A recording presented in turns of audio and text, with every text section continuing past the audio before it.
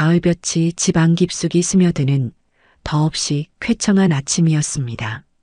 저는 꼭두 새벽부터 일어나 몸을 씻고 이날을 위해 장롱 깊숙한 곳에 고이 모셔두었던 실크 블라우스를 꺼내 입었습니다. 오늘은 제 하나뿐인 손자 강우의 5번째 생일이었으니까요.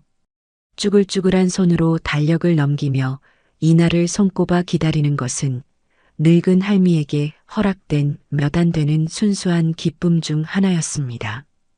제가 입은 블라우스는 백화점에서 파는 번쩍이는 기성품이 아니에요. 크림색 바탕에 잔잔한 들국화 무늬가 은은하게 스며든 제가 가진 비단 중 가장 아끼는 것으로 만든 옷입니다. 젊었을 적부터 옷을 짓고 원단을 만지고 사람의 몸에 가장 아름다운 선을 입히는 것이 제 인생의 전부였어요. 지금은 남대문 시장 한 구석 하경자라는 이름 대신 주인 할매로 불리는 작은 옷가게에서 소일거리 삼고 있지만 한때는 저를 찾는 당대 최고의 스타들로 의상실 문턱이 닳던 시절도 있었습니다. 블라우스 왼쪽 가슴에는 자개로 만든 작은 목련 브로치를 달았습니다. 이건 역시 제가 며칠 밤을 꼬박 세워 직접 깎고 광을 내어 만든 세상에 단 하나뿐인 물건이었죠. 몇 해 전 남편과 마지막으로 떠났던 남해 여행에서 함께 주었던 조개 껍데기였습니다. 남편은 떠났지만 그 조개 껍데기는 제 보석함 안에서 영롱한 빛을 잃지 않고 있었어요. 그것을 보며 남편을 추억하고 또 우리 강우의 앞날을 축복하는 마음으로 한 땀 한 땀 정성을 담았습니다.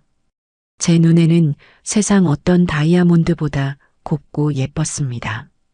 이걸 입고 가면 우리 강우가 할머니 예쁘다 한마디는 해주지 않을까 그런 소박한 기대를 품으면서요. 아들 내외에게 미리 전화는 해두었습니다. 점심때쯤 강우 친구들을 불러 생일 파티를 한다고 하니 그 전에 잠깐 들러 얼굴만 보고 오겠다고요. 며느리 장유리의 목소리는 전화기 너머에서도 찬바람이 쌩쌩 불었지만 저는 애써 모른 척했습니다. 어머니, 일부러 안 오셔도 괜찮아요. 강우 선물은 계좌로 보내주시면 제가 알아서 좋은 거 사줄게요. 며느리의 말은 정중했지만 그 안에는 오지 말라는 뜻이 선명하게 담겨 있었죠. 그래도 어미가 자식 집에 할미가 손주 집에 가는데 며느리 허락까지 받아야 할 이유는 없다고 생각했습니다. 사실 저는 요리 솜씨가 영 형편없습니다. 돌아가신 남편은 늘 제 요리를 먹을 때마다 당신은 옷 만들라고 하늘이 내린 손이지 밥하라고 내린 손이 아니야라며 구박 반 애정 반 섞인 놀림을 하곤 했어요. 그게 마음에 걸려서 저는 특별한 날이면 늘 시내에서 가장 좋은 식당의 음식을 포장해 가곤 했습니다. 오늘도 마찬가지였어요. 남편과 결혼기념일마다 갔었던 지금은 너무 비싸져서 1년에 한 번 가기도 버거운 한우 전문점에 들렀습니다. 아이가 좋아할 만한 맵지 않은 궁중 갈비찜과 오색 잡채, 그리고 어른들 먹을 어양동고까지 제 한 달 용돈에 가까운 돈을 아낌없이 썼습니다. 식당 지배인이 정성껏 보자기에 싸주는 꾸러미를 받아드는데 양손이 묵직해지는 만큼 마음도 덩달아 부풀어 올랐습니다. 강남의 그 아파트는 원래 제 명의였습니다.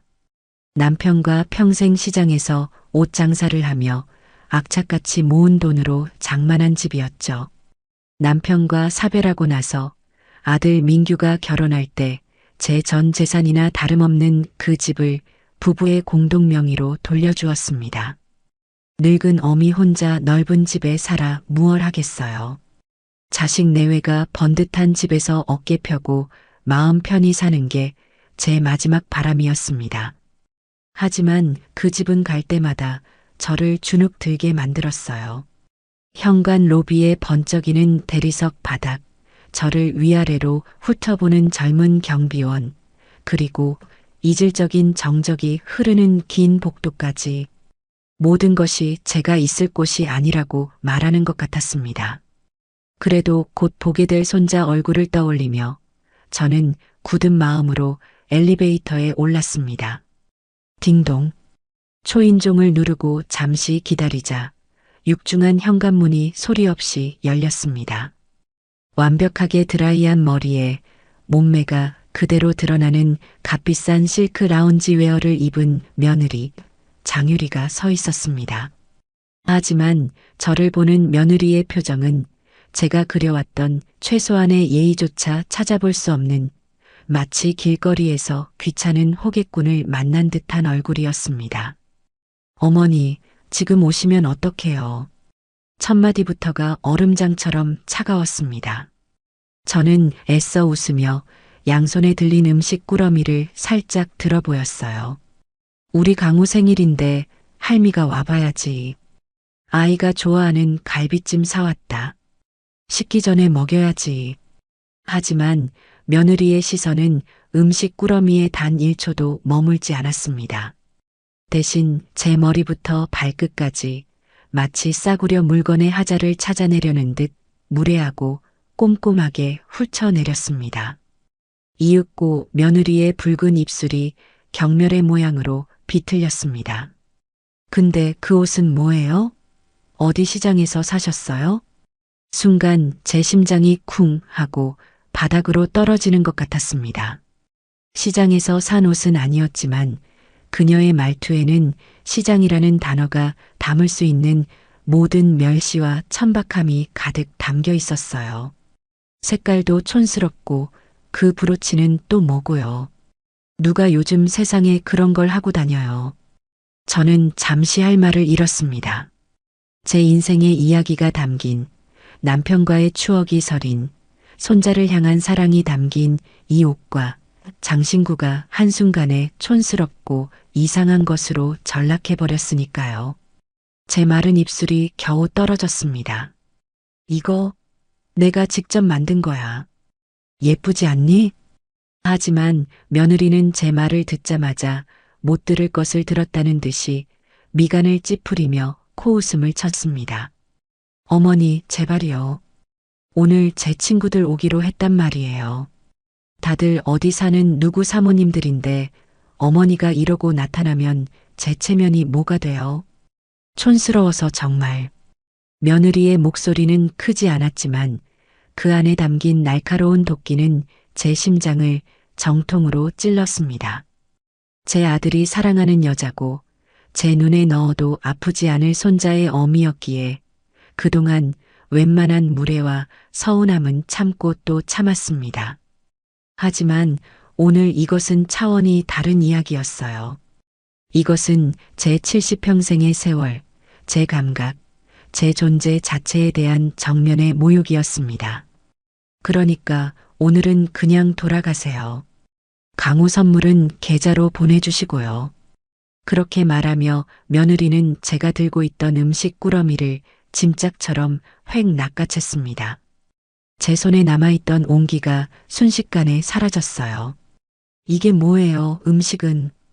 이건 그냥 제가 알아서 할게요. 얼른 가보세요. 사람들 오기 전에. 쾅! 제 대답을 들을 생각도 없다는 듯 현관문은 제 코앞에서 무정하게 닫혔습니다. 문이 닫히는 소리는 그 어떤 천둥 소리보다도 크고 날카롭게 차가운 대리석 복도를 울렸습니다. 저는 한동안 그 자리에 못 박힌 듯 서 있었습니다. 손에는 음식의 온기 대신 서늘한 공허함만이 남아 있었죠. 눈물이 쏟아질 법도 한데 이상하게 눈물은 단 한 방울도 나지 않았습니다. 슬픔이나 분노 같은 뜨거운 감정보다 훨씬 더 차갑고 단단한 무언가가 제 마음 가장 깊은 곳에서부터 얼음처럼 얼어붙으며 차오르는 것이 느껴졌어요. 엘리베이터를 타고 내려오는 내내 저는 아무 생각도 하지 않았습니다. 번쩍이는 엘리베이터 거울에 비친 제 모습을 그저 멍하니 바라볼 뿐이었죠. 크림색 들국화 블라우스, 자개 목련 브로치, 며느리의 눈에는 저것이 그토록 촌스럽고 부끄러운 것이었을까요?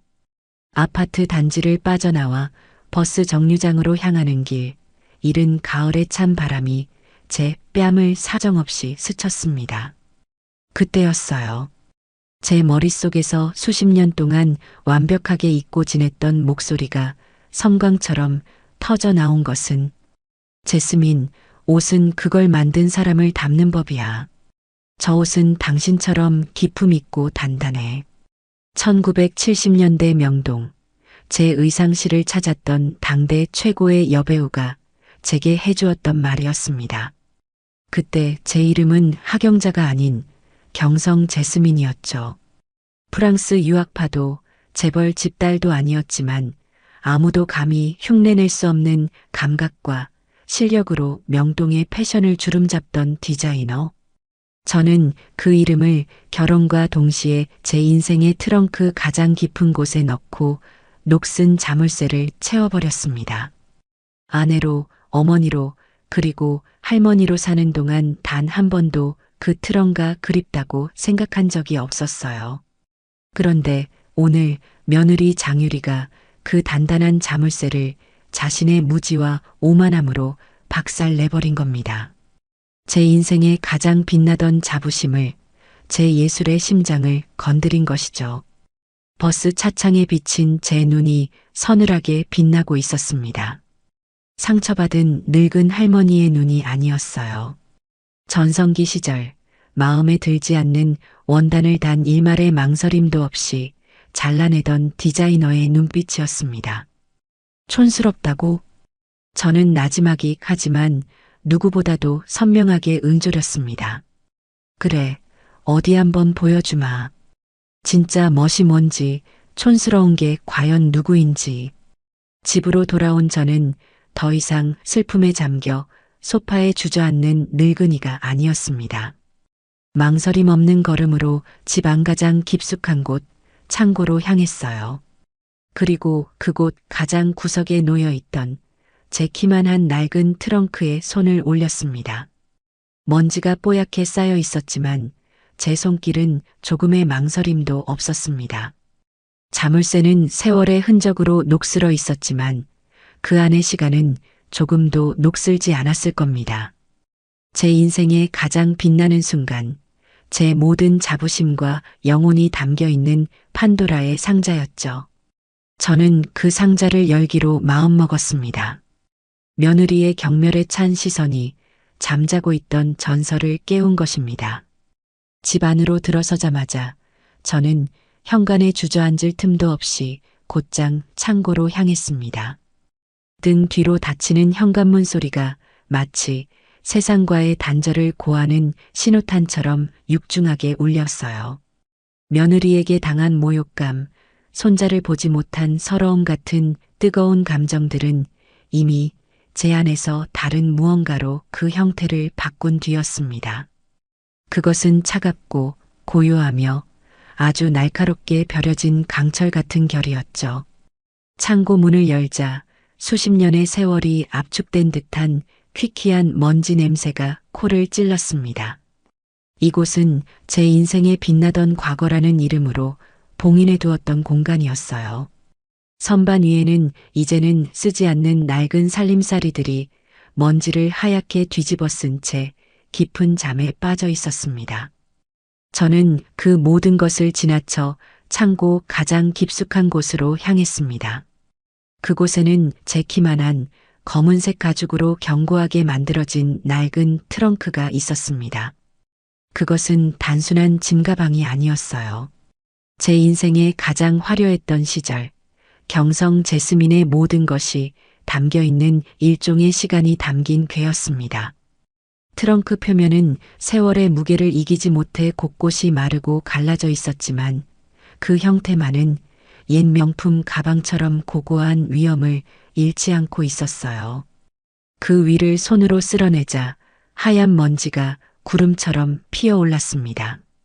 콜록 마른 기침이 터져 나왔지만 저는 아랑곳하지 않았습니다. 트렁크를 단단히 잠그고 있는 노쇠 자물쇠는 검붉게 녹이 슬어 제 역할을 포기한 지 오래처럼 보였습니다. 열쇠는 이사를 거듭하는 동안 잃어버린 지 오래였죠. 저는 잠시 망설이다 창고 구석에 세워져 있던 낡은 망치를 집어들었습니다. 그리고는 녹슨 자물쇠의 이음새를 향해 한치의 망설임도 없이 내리쳤어요. 쨍! 둔탁하고 날카로운 쇳소리가 좁은 창고 안을 섬뜩하게 울렸습니다. 한 번, 두 번, 세 번. 제가 망치를 내리칠 때마다 그것은 단순한 자물쇠를 부수는 행위가 아니었습니다. 평범한 아내, 고단한 어머니, 인자한 할머니라는 이름 아래 스스로를 가두었던 단단한 껍질을 부수는 의식처럼 느껴졌습니다. 마침내 탕 하는 마지막 파열음과 함께 자물쇠의 연결고리가 힘없이 끊어져 시멘트 바닥으로 떨어졌습니다. 저는 망치를 내려놓고 경건한 마음으로 트렁크의 뚜껑을 잡았습니다. 끼익, 오래된 나무 문이 열리는 듯한 경첩 소리와 함께 수십 년의 세월을 머금은 공기가 제 얼굴로 발칵 쏟아져 나왔습니다. 조약의 쌉쌀한 냄새와 오래된 종이의 향기, 그리고 최고급 원단들이 품고 있던 희미한 향기가 뒤섞여 제 코끝을 아련하게 간지렸어요. 트렁크의 내부는 제 기억 속 모습 그대로 한치의 흐트러짐도 없이 정돈되어 있었습니다. 가장 위에는 곱게 접힌 하얀 비단 손수건이 놓여 있었고 그 아래로 제 손때가 묻은 물건들이 역사의 유물처럼 차곡차곡 쌓여 있었죠. 저는 가장 먼저 묵직한 물건 하나를 조심스럽게 꺼내 들었습니다. 짙은 갈색 가죽 케이스에 고이 담긴 독일제 제단 가위였습니다. 제 스승님께서 당신이 쓰시던 것을 물려주신 제게는 보물 1호나 다름없는 물건이었어요. 옷을 만드는 사람은 칼을 쓰는 무사와 같은 마음가짐을 가져야 한다. 이 가위가 옷감이 아닌 너의 나태와 교만을 베는 칼이 되기를 바란다. 스승님의 목소리가 귓가에 생생하게 울리는 듯 했습니다. 서걱, 서걱. 빈 허공을 향해 가위질을 하자 묵직한 강철이 부딪히는 소리가 제 멈춰있던 심장을 다시 뛰게 만들었어요. 이 가위 한 자루로 저는 세상의 모든 옷을 만들 수 있다고, 사람의 마음까지도 움직일 수 있다고 믿었던 시절이 있었습니다. 아내와 어머니의 삶을 위해 기꺼이 내려놓았던 제 무기이자 분신이었죠. 차갑고 묵직한 강철의 감촉이 제 손에 완벽하게 감기는 순간 저는 지난 수십 년간 잊고 살았던 제 본래의 모습을 비로소 되찾은 기분이었습니다. 가위 아래에서는 양장 재본된 낡은 스케치북들이 여러 권 나왔습니다.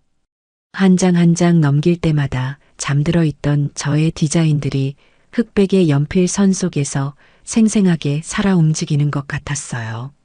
시대를 너무 앞서갔다는 이유로 빛을 보지 못했던 비대칭 코트 디자인, 당대 최고의 배우가 연기했던 비련의 여주인공에게서 영감을 받아 단숨에 그려내렸던 드레스 스케치, 창덕궁 후원을 거닐다 기와의 곡선에 매료되어 만들었던 한복의 깃을 닮은 재킷 디자인까지 그 모든 것들이 제게 말을 걸어왔습니다. 왜 우리를 버렸냐고, 왜 당신의 재능을 이 낡은 종이 속에 가둬두었냐고요. 저는 스케치북을 가슴에 품고 한동안 눈을 감았습니다. 미안함과 회한, 그리고 다시금 심장을 뜨겁게 만드는 열정이 뒤섞여 눈시울이 붉어졌습니다. 스케치북 더미 밑에는 작은 오동나무 상자가 있었습니다. 그 안에는 제가 디자인했던 옷들에 달았던 라벨이 비단 위에 얌전히 놓여 있었어요. 경성 제스민. 먼저 간 남편이 지어준 이름이었습니다. 처음 만났을 때 제게서 제스민 향기가 났다고, 그 향기처럼 은은하지만 사람의 마음을 끌어당기는 힘이 제게 있다고 말해주었죠. 금실로 한 땀 한 땀 수놓인 제 이름이 어둠 속에서도 선명하게 빛나고 있었습니다. 그리고 그 옆에는 빛바랜 흑백 사진 몇 장이 있었죠. 의상실 앞에서 당대 최고의 배우들과 어깨를 나란히 하고 환하게 웃고 있는 젊은 시절의 제 모습이었습니다. 사진 속의 저는 조금의 주눅듦도 없이 당당하고 자신감 넘치는 표정으로 세상의 중심에 서 있었습니다. 저는 그중 한 사진을 한참 동안 들여다보았습니다. 당대 최고의 인기를 누리던 한 여배우와 함께 찍은 사진이었죠. 그녀는 당시 이미지 변신에 실패하며 은퇴까지 고민하던 상황이었습니다. 저는 그녀를 위해 시상식 드레스를 만들었어요. 순수함의 상징이었던 그녀에게 저는 모두의 예상을 깨고 뱀의 비늘처럼 반짝이는 검은색 드레스를 입혔습니다. 모두가 미쳤다고 했지만 저는 그녀 안에 숨겨진 강인함과 욕망을 보았거든요. 그 드레스 한 벌로 그녀는 대중의 인식을 완전히 뒤바꾸고 화려하게 재기에 성공했습니다. 옷이란 그런 힘을 가진 물건입니다. 사람의 몸을 감싸는 것을 넘어 그 사람의 인생까지도 바꿀 수 있는 힘. 저는 그 힘을 다루는 사람이었습니다.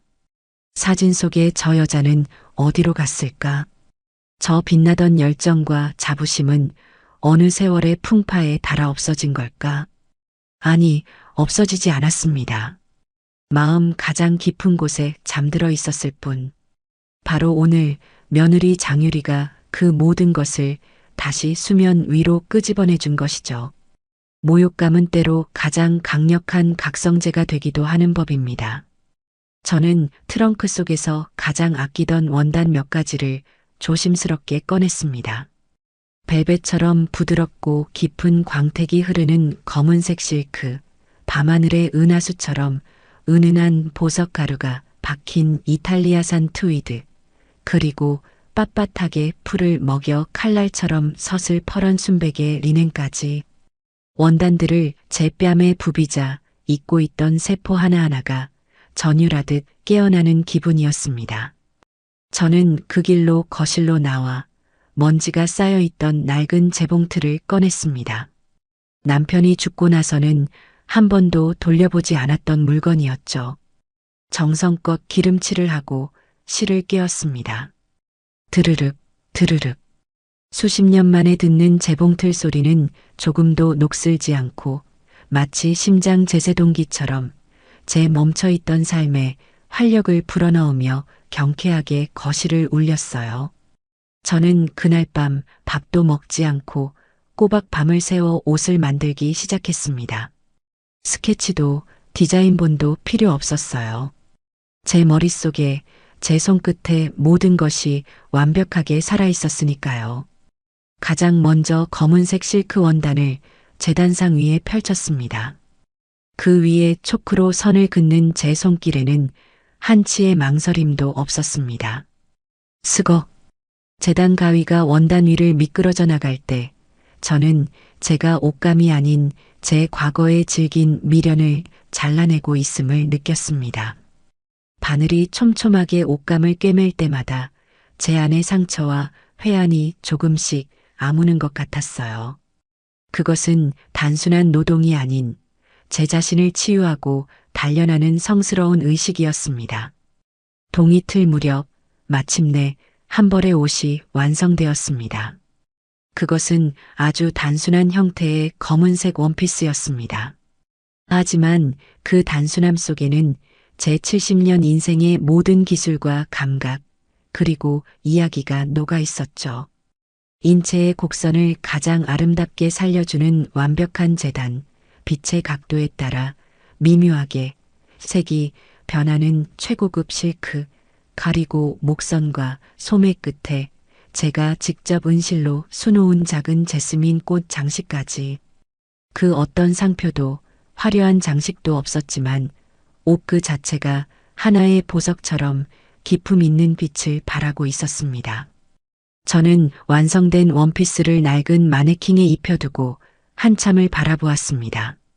이것은 시작에 불과해요. 제 트렁크 안에는 아직 세상에 보여주지 못한 수백, 수천 개의 디자인이 잠들어 있습니다. 저는 그 모든 것을 깨울 생각입니다.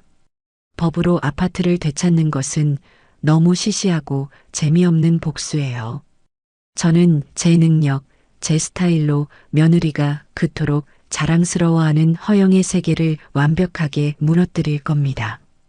며느리에게 가장 큰 고통은 돈이나 집을 잃는 것이 아닐 테니까요.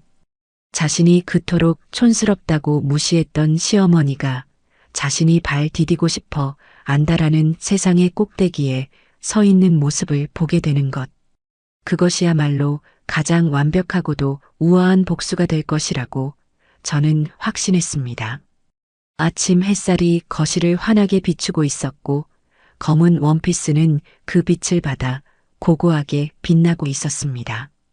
경성 제스민의 귀환을 알리는 장엄한 서곡이었습니다. 복수는 뜨거운 분노로 하는 것이 아니라 차가운 이성으로 계획하고 무엇보다 우아하게 실행해야 하는 법입니다. 다음 날 아침 저는 밤새워 만든 검은 원피스를 입는 대신 평소처럼 시장에 나갈 채비를 했습니다. 아무리 좋은 옷이 있어도 그 옷을 세상에 보여줄 무대가 없다면 소용없는 일이니까요. 제 복수의 계획은 이미 머릿속에서 완벽하게 설계되었고 이제는 그 계획을 실행할 유능하고 젊은 조력자를 찾아야 했습니다. 제가 운영하는 가게는 남대문 시장 의류상가 한 구석에 있는 2평 남짓한 작은 공간입니다. 주 고객은 저처럼 나이가 지긋한 할머니들이나 유행은 지났지만 질 좋은 옷을 저렴하게 찾는 알뜰한 젊은 학생들이었죠. 저는 가게 문을 열고 물건을 정리하는 둥 마는 둥 하다가 가장 먼저 단골 과일 가게로 향했습니다. 제 목표는 탐스러운 샤인 머스켓이 아니라 그 가게의 손녀인 소미라는 아이였습니다. 소미는 미대를 휴학하고 할머니의 과일 가게 일을 돕고 있는 22살의 똘망똘망한 아가씨였습니다. 늘 귀에는 커다란 헤드폰을 끼고 다니며 자신만의 세상에 빠져 있는 듯 보였지만 그 아이의 옷차림은 평범한 시장 아가씨라고 하기엔 어딘가 독특한 구석이 있었죠. 낡은 구제 청바지에 직접 아크릴 물감으로 그림을 그려 입거나 전혀 어울릴 것 같지 않은 원색의 옷들을 과감하게 조합해서 자신만의 스타일을 만들어내는 아이였습니다. 어른들 눈에는 그저 요란해 보일 수도 있었지만 제 눈에는 달랐어요. 그 아이는 유행을 따르는 것이 아니라 유행을 창조하려는 용기와 감각을 가지고 있었습니다. 무엇보다 제가 눈여겨본 것은 그 아이의 눈이었어요. 소미는 사람을 볼 때나 물건을 볼 때 그저 겉모습만 보는 게 아니라 그 안에 담긴 이야기와 가치를 꿰뚫어 보는 듯한 깊고 총명한 눈을 가지고 있었습니다. 며칠 전에도 저는 그 아이의 비범함을 목격한 적이 있었어요. 한 손님이 구제옷 자판에서 산 낡은 재킷을 보여주며 싸게 잘 샀다고 자랑하자 다른 사람들은 모두 영혼 없이 고개를 끄덕였죠. 하지만 소미는 달랐습니다. 그 아이는 재킷을 유심히 살펴보더니 단추 하나를 가리키며 말했어요. 이 단추 그냥 플라스틱이 아니라 진짜 상아로 깎아 만든 거예요. 아마 옛날에 아주 비싼 옷이었을 거예요. 아이의 말에 재킷의 가치는 순식간에 달라졌습니다. 남들이 보지 못하는 가치를 알아보는 눈. 바로 그것이 제가 찾던 능력이었습니다. 소미 아가씨, 잠깐 나 좀 볼 수 있을까? 제가 말을 걸자 과일 상자를 나르던 소미는 헤드폰을 목에 걸며 동그란 눈으로 저를 바라보았습니다. 어머, 제스민 할머니, 무슨 일이세요? 가게에 예쁜 옷이라도 새로 들어왔어요? 아이들 사이에서 제 가게는 제스민 할머니네로 불렸습니다. 제가 늘 제스민 차를 끓여놓고 손님을 맞이했기 때문이죠. 저는 소미를 데리고 시장 구석, 쌍화차의 진한 계피 향이 흐르는 낡은 다방으로 향했습니다. 뜨거운 쌍화차를 앞에 두고 저는 주저없이 제 과거 이야기를 꺼내놓기 시작했어요. 제가 한때 옷으로 시대를 풍미했던 경성 제스민으로 불렸다는 사실, 그리고 바로 어제 며느리에게 당했던 치욕스럽고 모욕적인 이야기까지. 제 이야기가 길어질수록 소미의 눈은 점점 더 믿을 수 없다는 듯이 커졌고 나중에는 별처럼 반짝이기 시작했습니다. 모든 이야기를 마쳤을 때 소미는 마시던 쌍화차 잔을 탁 소리가 나게 내려놓으며 주먹을 불끈 쥐었습니다. 대박! 할머니, 완전 영화 같아요. 어떻게 그런 재능을 숨기고 사셨어요? 그래서 그 교양 없는 며느리한테 어떻게 복수하실 건데요? 제가 뭘 도우면 될까요? 저 싸움 잘해요. 아이의 당돌하고 시원시원한 반응이 제 마음에 쏙 들었습니다. 저는 제 계획을 털어놓았어요. 요즘 젊은이들이 한다는 그 그림 기록장이라는 것을 통해 경성 제스민을 부활시키고 싶다고요. 제 스타일과 제 옷을 세상에 보여주고 며느리의 코를 납작하게 만들어주고 싶다고 말입니다. 제 말을 들은 소미는 무릎을 탁 쳤습니다. 그거 진짜 좋은 생각이에요. 요즘 사람들은 비싼 명품 자랑하는 거 이제 식상해해요. 오히려 자기만의 이야기가 있는 진짜 스타일에 열광한다고요. 70대 멋쟁이 할머니라니 이건 무조건 대박이에요. 우리는 그 자리에서 바로 작전을 짜기 시작했습니다. 소미는 아주 영리하고 감각이 뛰어난 아이였어요. 기록장의 이름부터 사진의 분위기, 글을 쓰는 방식까지 아이의 머릿속에서는 아이디어가 샘솟듯 쏟아져 나왔습니다. 기록장의 이름은 경성 제스민 그대로 가기로 했어요. 그 이름이 가진 역사와 신비감이 오히려 젊은 세대에게 더 매력적으로 다가갈 것이라고 소미는 확신했습니다. 자, 그럼 첫 게시물부터 만들어 볼까요?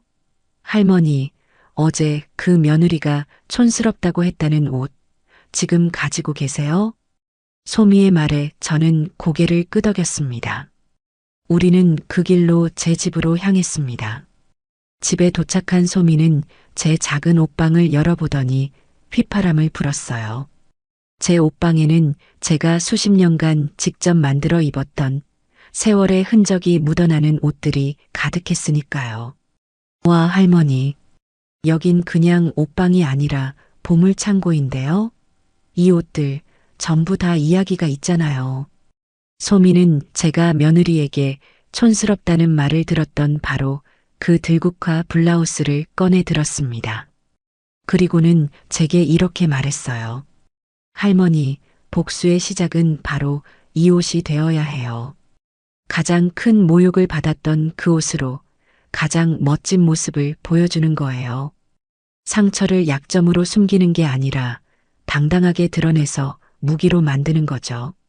소미는 자신의 커다란 가방에서 온갖 소품들을 꺼내기 시작했습니다.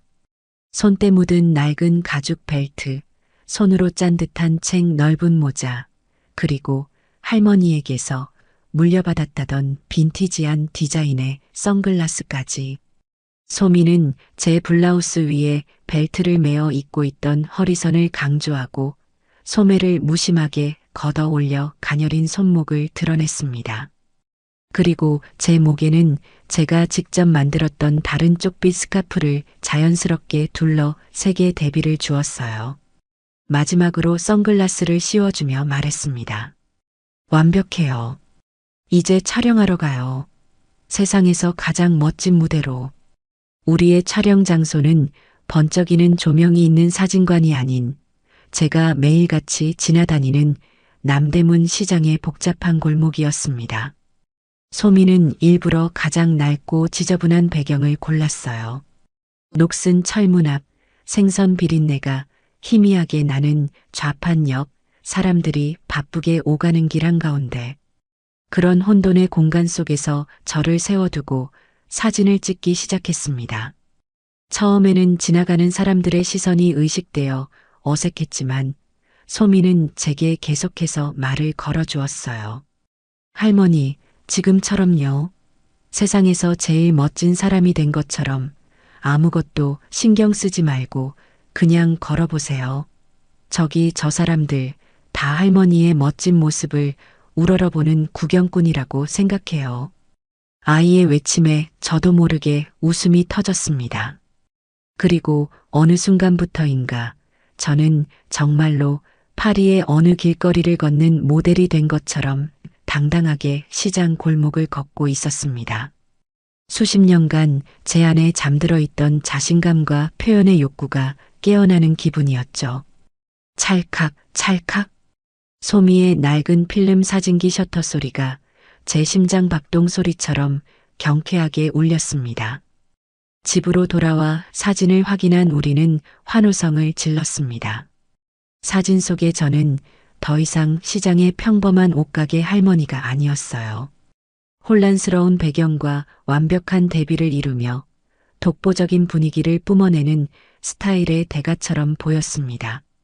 소미는 그중 가장 잘 나온 사진을 골라 경성 제스민 기록장에 첫 게시물로 올렸습니다. 그리고 사진 밑에 이렇게 적었죠. 누군가는 촌스럽다고 비웃었지만 사실 이 옷에는 제 인생의 가장 아름다운 추억과 한 사람을 향한 그리움이 담겨 있습니다. 진짜 멋은 상표에 있는 것이 아니라 그 안에 담긴 이야기에 있다고 믿습니다. 첫 게시물을 올리고 나니 심장이 터질 것처럼 두근거렸습니다. 동시에 저는 다른 한 가지 일도 잊지 않았습니다. 수십 년간 연을 끊고 지냈던 변호사 친구에게 전화를 걸었습니다. 과거 아들에게 아파트를 증여할 때 작성했던 효도 계약서를 찾아달라고 부탁했습니다. 그리고 그 계약서의 조항을 근거로 강남 아파트 증여 계약 해지 및 부동산 소유권 이전을 요구하는 내용 증명을 작성해 달라고 했죠. 그림 기록장에서는 스타일로, 현실에서는 법으로. 저는 양쪽에서 조용하고도 확실하게 반격의 서막을 올린 겁니다. 화면 속의 마음 표시가 하나둘씩 천천히 올라가고 있었습니다. 그것은 제 새로운 인생의 막이 오르고 있음을 알리는 작지만 분명한 신호탄이었습니다. 며칠 후 며느리 장유리에게서 전화가 걸려온 것은 이른 아침이었습니다. 시장 가게의 셔터를 막 올리고 있을 때였죠. 전화기 너머로 들려오는 며느리의 목소리는 평소에 고고하고 우아한 척하는 톤이 아닌 날카롭게 흥분하여 새댄 소리에 가까웠어요. 아무래도 변호사가 보낸 내용 증명이 어제 도착한 모양이었습니다. 어머니, 지금 저한테 뭘 보내신 거예요? 이게 다 무슨 소리예요? 저는 각 끓인 제스민 차를 찻잔에 따르며 아주 차분하고 나지막하게 대답했습니다. 글자 못 읽니? 거기에 다 쓰여 있을 텐데. 친절한 변호사가 아주 알아듣기 쉽게 써서 보냈을 거야. 제 예상 밖의 차분한 반응에 며느리는 더욱 길길이 날뛰었습니다. 마치 잘 짜인 각본에 예상치 못한 배우가 등장한 것처럼 당황한 기색이 역력했죠. 어머니, 지금 제정신이세요? 노망 나셨어요? 아니, 늙었으면 곱게 늙을 것이지 이게 무슨 추태예요. 감히 우리 집을, 남의 집을 뺏으려고 들어요? 우리 집이라는 말에 헛웃음이 터져 나왔습니다. 제 평생의 피와 땀, 남편과의 추억이 고스란히 담긴 그 집이 어느새 감히 남의 집이 되어 있었네요. 저는 전화기를 스피커폰으로 바꾸고 옆에 있던 낡은 녹음기의 버튼을 조용히 눌렀습니다. 이런 날이 올 줄 알고 미리 준비해둔 물건이었죠. 글쎄, 그 집이 정말 너희 집인지는 법정에서 따져보면 알게 되겠지. 내가 니들 결혼할 때 써준 효도 계약서, 기억 안 나니? 그깟 종이 쪼가리라고 생각했나 보구나. 거기 분명히 명시되어 있어. 부모를 부양하고 공경한다는 조항. 너는 그 조항을 아주 철저하게 그리고 모욕적인 방식으로 위반했단다. 뭐라고요? 제가 뭘 어쨌다고요? 세상에 저 같은 며느리가 어디 있다고. 어머니 생신 때마다 백화점에서 제일 비싼 선물 사드리고 용돈 한 번 걸은 적 없잖아요. 그런데 고작 그 촌스러운 옷 한 벌 가지고 뭐라고 한 걸로 지금 이러시는 거예요? 정말 속 좁고 유치해서 말이 안 나오네요. 옷 한 벌이 아니지. 그건 네가 나를, 내 인생을 어떻게 생각하는지를 보여주는 증거였을 뿐이야. 그리고 네가 보내준 선물과 돈, 그건 효도가 아니라 적선이었겠지. 더 이상은 너랑 말 섞고 싶지 않으니 앞으로는 내 변호사랑 이야기하렴. 네가 상대하기에는 아주 유능한 사람이니까. 제가 그렇게 말하고 전화를 끊으려 하자 며느리가 다급하게 소리쳤습니다. 며느리의 목소리에는 분노와 함께 이제껏 느껴보지 못했던 당혹감이 섞여 있었습니다. 잠깐만요. 그리고 그 사진 올리는 건 또 뭐예요? 온 동네 창피하게 그런 사진은 왜 올리고 다니세요? 네 친구분들이 그거 보고 저한테 뭐라고 하는 줄 아세요? 당장 지우세요 하셨어요? 싫다. 저는 그 한마디만 남기고 가차없이 통화 종료 버튼을 눌러버렸습니다. 전화는 곧바로 다시 울렸지만 받지 않았습니다. 이제부터 게임의 규칙은 제가 정하는 것이었으니까요. 그날 오후 며느리는 본격적으로 온라인 공간에서의 반격을 시작했습니다. 자신의 수십만 구독자를 보유한 그림 기록장에 보란 듯이 글을 올린 것이죠. 제 이름을 직접적으로 언급하지는 않았지만 누가 봐도 저를 겨냥한 비난이었습니다. 최고급 호텔 레스토랑에서 완벽하게 차려입고 찍은 사진과 함께 올라온 글이었죠. 요즘 나이 드신 분들 새로운 거 배우시는 거 보기 좋아요. 근데 자기 자신을 객관적으로 보는 눈이 없으면 좀 추해 보이는 것 같아요. 패션 대참사 수준인데 혼자만 모르는 느낌? 때와 장소, 상황에 맞는 옷차림도 모르고. 아무튼 오늘 저녁은 사랑하는 남편이랑 시그니엘에서 최고급 샴페인이랑 캐비어 먹기로 했어요. 이런 게 진짜 행복이죠. 해시태그 강남살이, 해시태그 시집살이 고충, 해시태그 패션 대참사, 해시태그 나이는 곱게.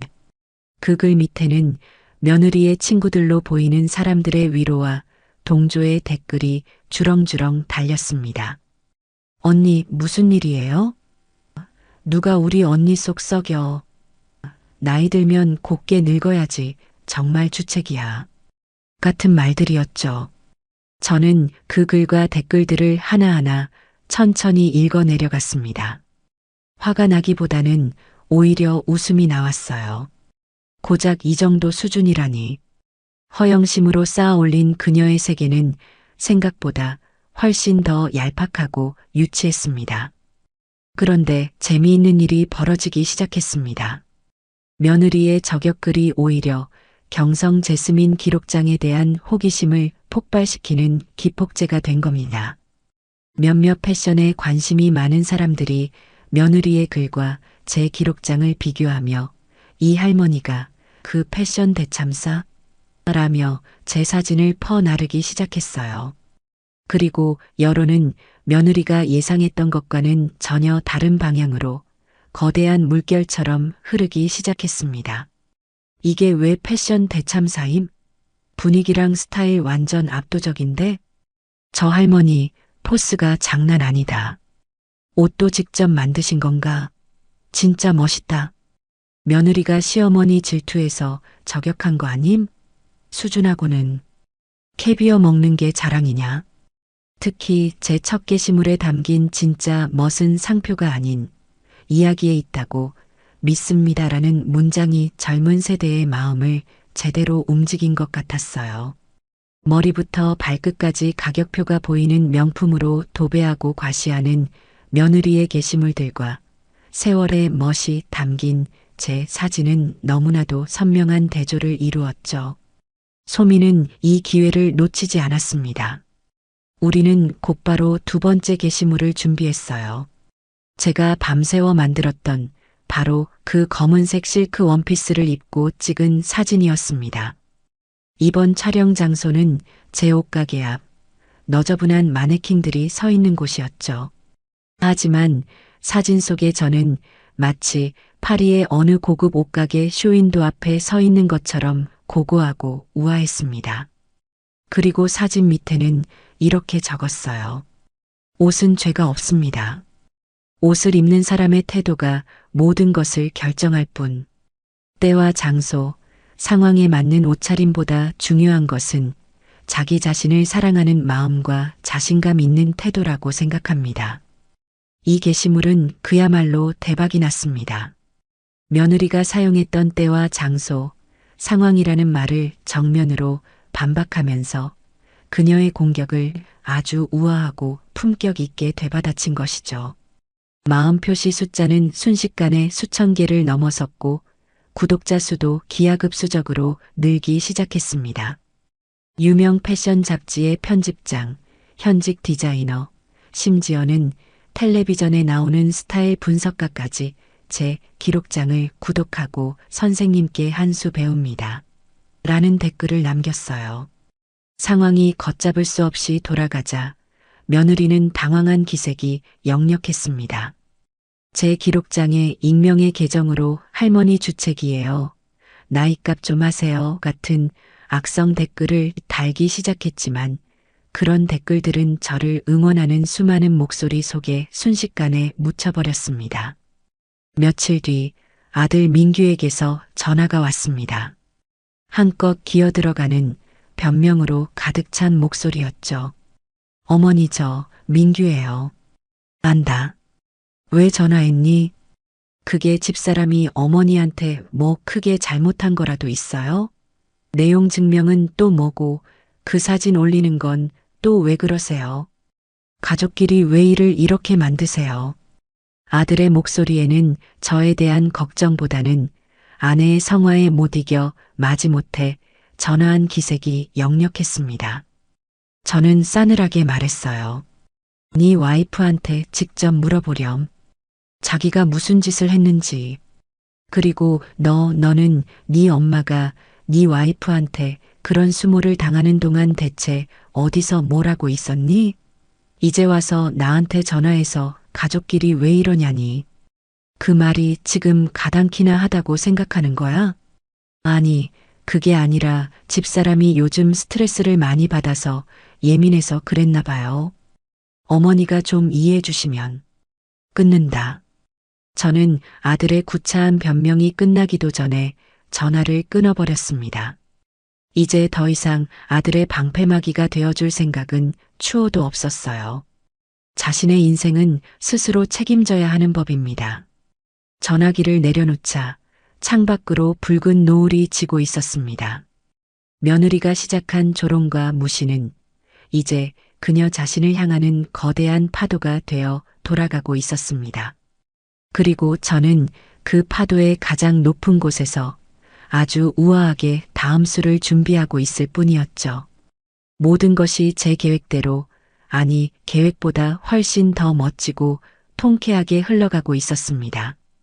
며느리가 저를 끌어내리려고 파놓은 함정은 오히려 저를 더 높이 띄워주는 발판이 되었습니다. 세상의 관심이라는 것은 한번 불이 붙으면 걷잡을 수 없는 마른 들판의 불길과도 같아서 경성.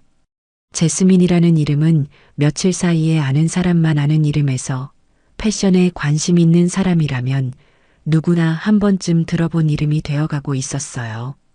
제 기록장의 구독자 수는 하루가 다르게 기하급수적으로 늘어났고 이제는 제 작은 옷가게에도 제 얼굴을 알아보고 사인을 받아가려는 젊은 학생들이나 자신의 옷을 한번 봐달라며 찾아오는 디자이너 지망생들까지 생겨났습니다.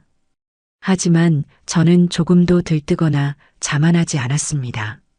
이것은 시작에 불과하니까요. 이제 겨우 식전빵이 식탁에 올랐을 뿐 제가 준비한 화려한 주요리는 아직 주방에서 조용히 그 모습을 드러낼 때를 기다리고 있었습니다. 어느 날 오후 소미가 평소보다 훨씬 더 흥분한 얼굴로 제 가게로 허둥지둥 뛰어들어왔습니다.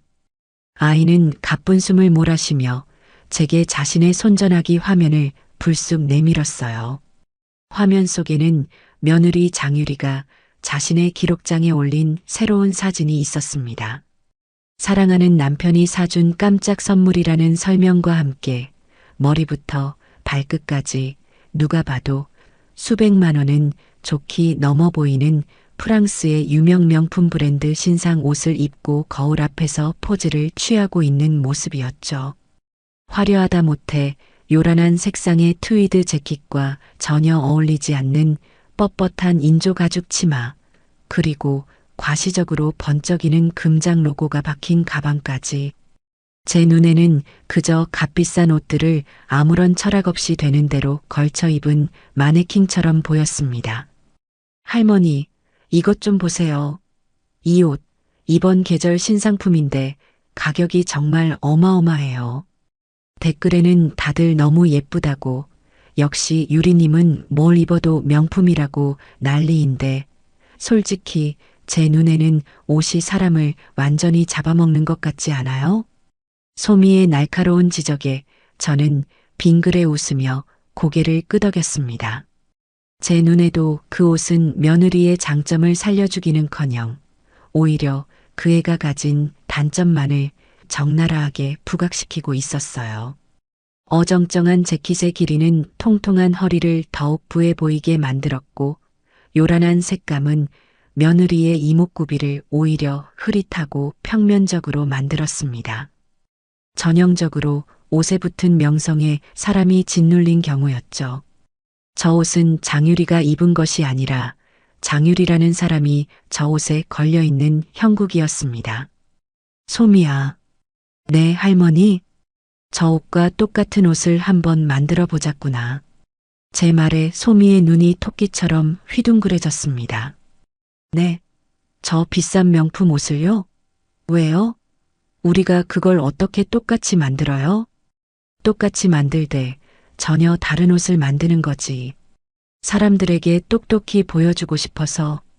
진짜 중요한 것이 옷에 붙은 가격표인지 아니면 그 옷을 만드는 사람의 정성과 입는 사람의 태도인지. 그리고 말이다. 저 옷은 지금 울고 있어. 자신을 제대로 이해해주지 못하는 주인을 만나서 고통받고 있는 거야. 내가 저 옷을 구원해 주어야지. 제 계획은 명확했습니다. 며느리가 입은 저 비싼 옷을 저는 훨씬 더 저렴한 비용으로, 하지만 훨씬 더 완벽하게 만들어낼 생각이었습니다. 며느리의 가장 큰 무기이자 유일한 자부심인 돈을 저의 가장 큰 무기인 실력으로 정면에서 꺾어버리고 싶었어요. 돈으로 산 스타일이 얼마나 허무하고 볼품없는 것인지를 만천하에 증명해 보이고 싶었습니다. 다음 날 저는 소미와 함께 동대문 원단 시장으로 향했습니다. 결혼하고 아이를 낳은 뒤로는 거의 와본 적이 없는 곳이었지만 수십 년 만에 다시 찾은 동대문은 여전히 밤낮 없이 활기차고 역동적인 에너지로 가득했습니다. 수많은 원단 가게들이 미로처럼 얽혀있는 골목을 저는 마치 제 집 안방처럼 익숙하게 헤치고 나갔습니다. 소미는 그런 제 모습을 신기한 듯이 졸졸 따라왔죠. 할머니, 여기 와보신 적 있으세요? 길을 어떻게 이렇게 잘 아세요?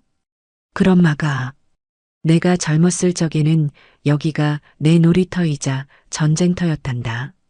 좋은 원단을 차지하려고 가게 주인들과 밤새워 씨름하고 때로는 다른 디자이너들과 머리채를 잡고 싸우기도 했던 곳이지. 저는 수많은 원단 가게들 사이를 그저 스쳐 지나가며 제 손끝의 감각에만 의지해 원단을 느꼈습니다. 며느리가 입은 옷의 소재는 기성복에서 흔히 쓰는 뻣뻣하고 무거운 평범한 트위드였어요. 겉보기만 화려할 뿐 입는 사람의 몸을 전혀 고려하지 않은 원단이었죠. 하지만 저는 그보다 훨씬 더 고급스러운 실크와 양모가 섞여 은은한 광택이 흐르면서도 공기처럼 가벼운 원단을 한 가게의 구석에서 찾아냈습니다. 가격은 며느리가 입은 옷값의 100분의 1도 채 되지 않았지만 그 원단이 품고 있는 가치는 비교할 수 없을 만큼 높았습니다. 소미는 제게 정말 이 원단이 더 좋은 것이냐고 몇 번이나 되물었습니다. 소미야, 좋은 옷은 무조건 비싼 원단으로 만드는 게 아니야. 그 옷을 입을 사람과 가장 잘 어울리는 그 사람의 숨결과 함께할 수 있는 원단으로 만드는 거란다. 저 아이에게는 저렇게 요란하고 무거운 색보다 이렇게 차분하면서도 기품 있는 색이 훨씬 잘 어울려. 피부색도 더 환하게 보일 거고 무엇보다 저 아이의 불안한 마음을 편안하게 감싸줄 수 있을 거야. 한평생 원단을 만져온 제 손은 거짓말을 하지 않았습니다. 저는 옷을 만드는 내내 며느리의 몸을 머릿속에 그렸습니다.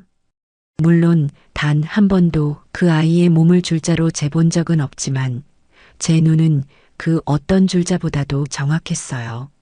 며느리의 조금 짧고 통통한 목을 더 길고 가늘어 보이게 할 부인에게 각도, 자신 없어 하는 통통한 팔뚝을 우아하게 가려줄 소매의 길이, 그리고 다리가 가장 예뻐 보일 치마의 아슬아슬한 단의 위치까지. 저는 단순히 옷을 복제하는 것이 아니라 기존의 불완전한 디자인을 해체하고 며느리라는 사람에게 가장 어울리는 완벽한 형태로 재창조했습니다. 재단하고 가봉하고 바느질하는 며칠 밤낮으로 제 재봉틀은 잠시도 쉬지 않고 돌아갔습니다. 마침내 세상에 단 한 벌뿐인 경성 제스민 표 트위드 정장이 완성되었습니다. 겉모습은 며느리가 입었던 옷과 비슷했지만 그 안에 담긴 철학과 완성도는 전혀 다른 차원의 옷이었죠. 저는 그 옷을 입고 소미와 함께 다시 사진을 찍었습니다.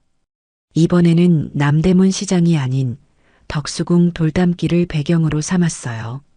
천년의 세월을 간직한 고즈넉한 돌담과 제 옷이 완벽한 조화를 이루었습니다. 가을 햇살 아래 제 옷은 마치 살아있는 것처럼 부드럽게 빛났습니다. 사진을 올리며 소미와 저는 그 어느 때보다 신중하게 문구를 골랐습니다.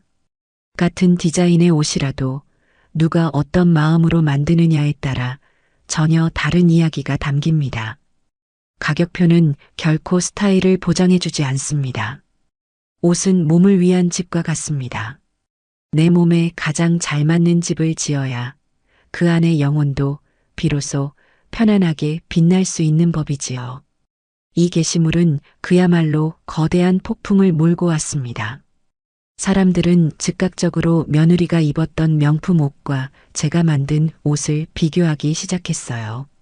처음에는 그저 비슷한 옷 다른 느낌 정도로 시작했던 반응은 곧 패션 전문가들과 디자이너들이 가세하면서 전혀 다른 국면으로 접어들었습니다. 왼쪽은 옷에 사람이 눌려 있고 오른쪽은 옷이 사람을 위해 존재하는 느낌.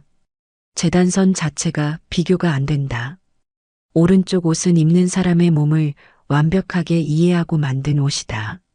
소재의 차이가 느껴진다. 왼쪽은 뻣뻣하고 무거워 보이지만 오른쪽은 부드럽게 몸을 감싸는 것 같다. 급기야 수십만 구독자를 가진 유명 패션 방송인이 충격.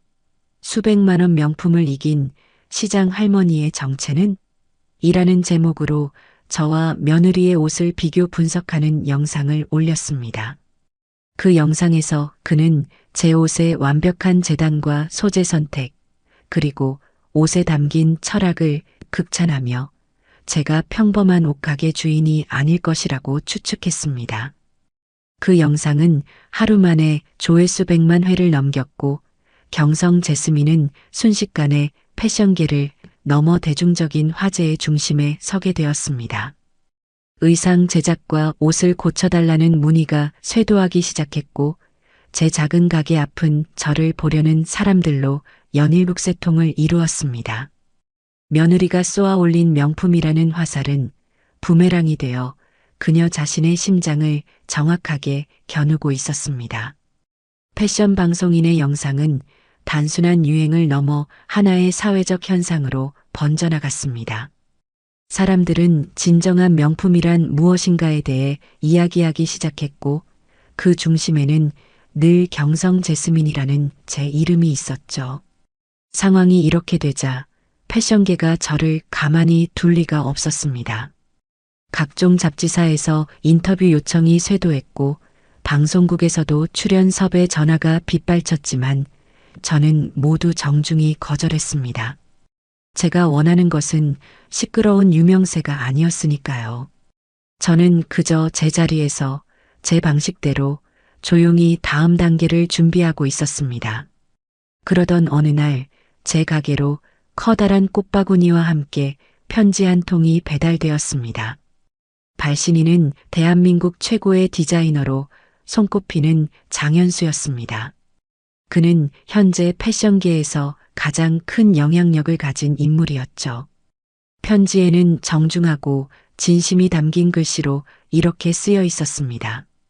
선생님께 오래전 돈도 없고 배운 것도 없던 어린 제가 선생님의 의상실 문을 두드렸던 날을 기억하시는지요? 선생님께서는 그런 저를 문전박대하지 않으시고 묵묵히 바닥 청소부터 가르쳐 주셨습니다.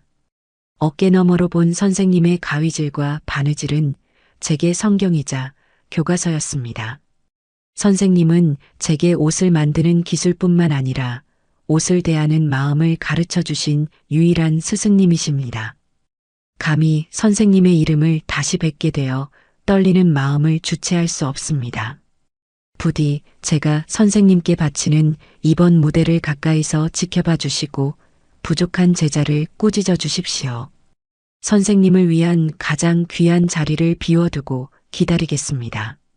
장현수, 까맣게 잊고 있던 이름이었습니다. 하지만 편지를 읽는 순간 먼지 쌓인 기억의 창고에서 한 소년의 얼굴이 떠올랐습니다. 늘 구석에서 묵묵히 제 어깨 너머로 디자인을 훔쳐보던 재능은 있지만 가난했던 그 아이. 제가 명동을 떠나기 전 제 재단 가위를 물려주고 싶었지만 끝내 말 한마디 없이 사라졌던 바로 그 아이였습니다. 그 아이가 이렇게 대한민국 최고의 디자이너가 되어 제게 손을 내밀고 있었던 겁니다.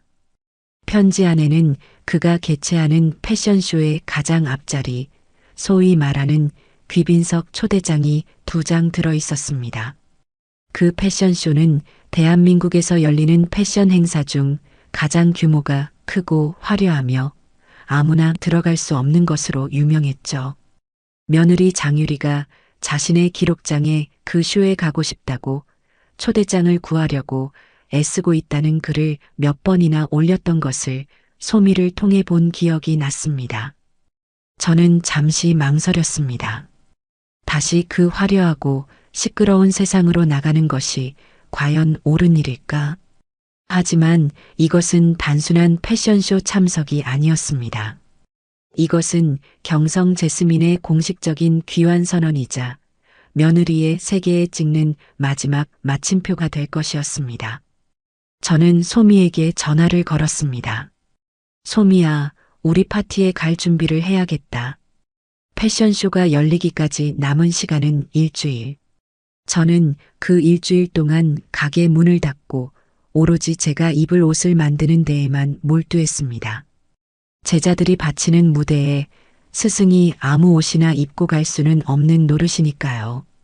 이번에 제가 선택한 원단은 트렁크 가장 깊숙한 곳에 잠들어 있던 짙은 남색의 벨벳이었습니다. 단순한 벨벳이 아니라 빛의 각도에 따라 밤하늘의 별처럼 은은하게 반짝이는 세상 어디에서도 다시 구할 수 없는 귀한 원단이었죠. 저는 그 옷에 제 인생을 담기로 했습니다. 겉으로는 더없이 단순하고 고요한 드레스처럼 보이지만 그 안감에는 제가 직접 금실로 수놓은 거대한 제스민 덩굴이 휘감아 올라가도록 디자인했습니다.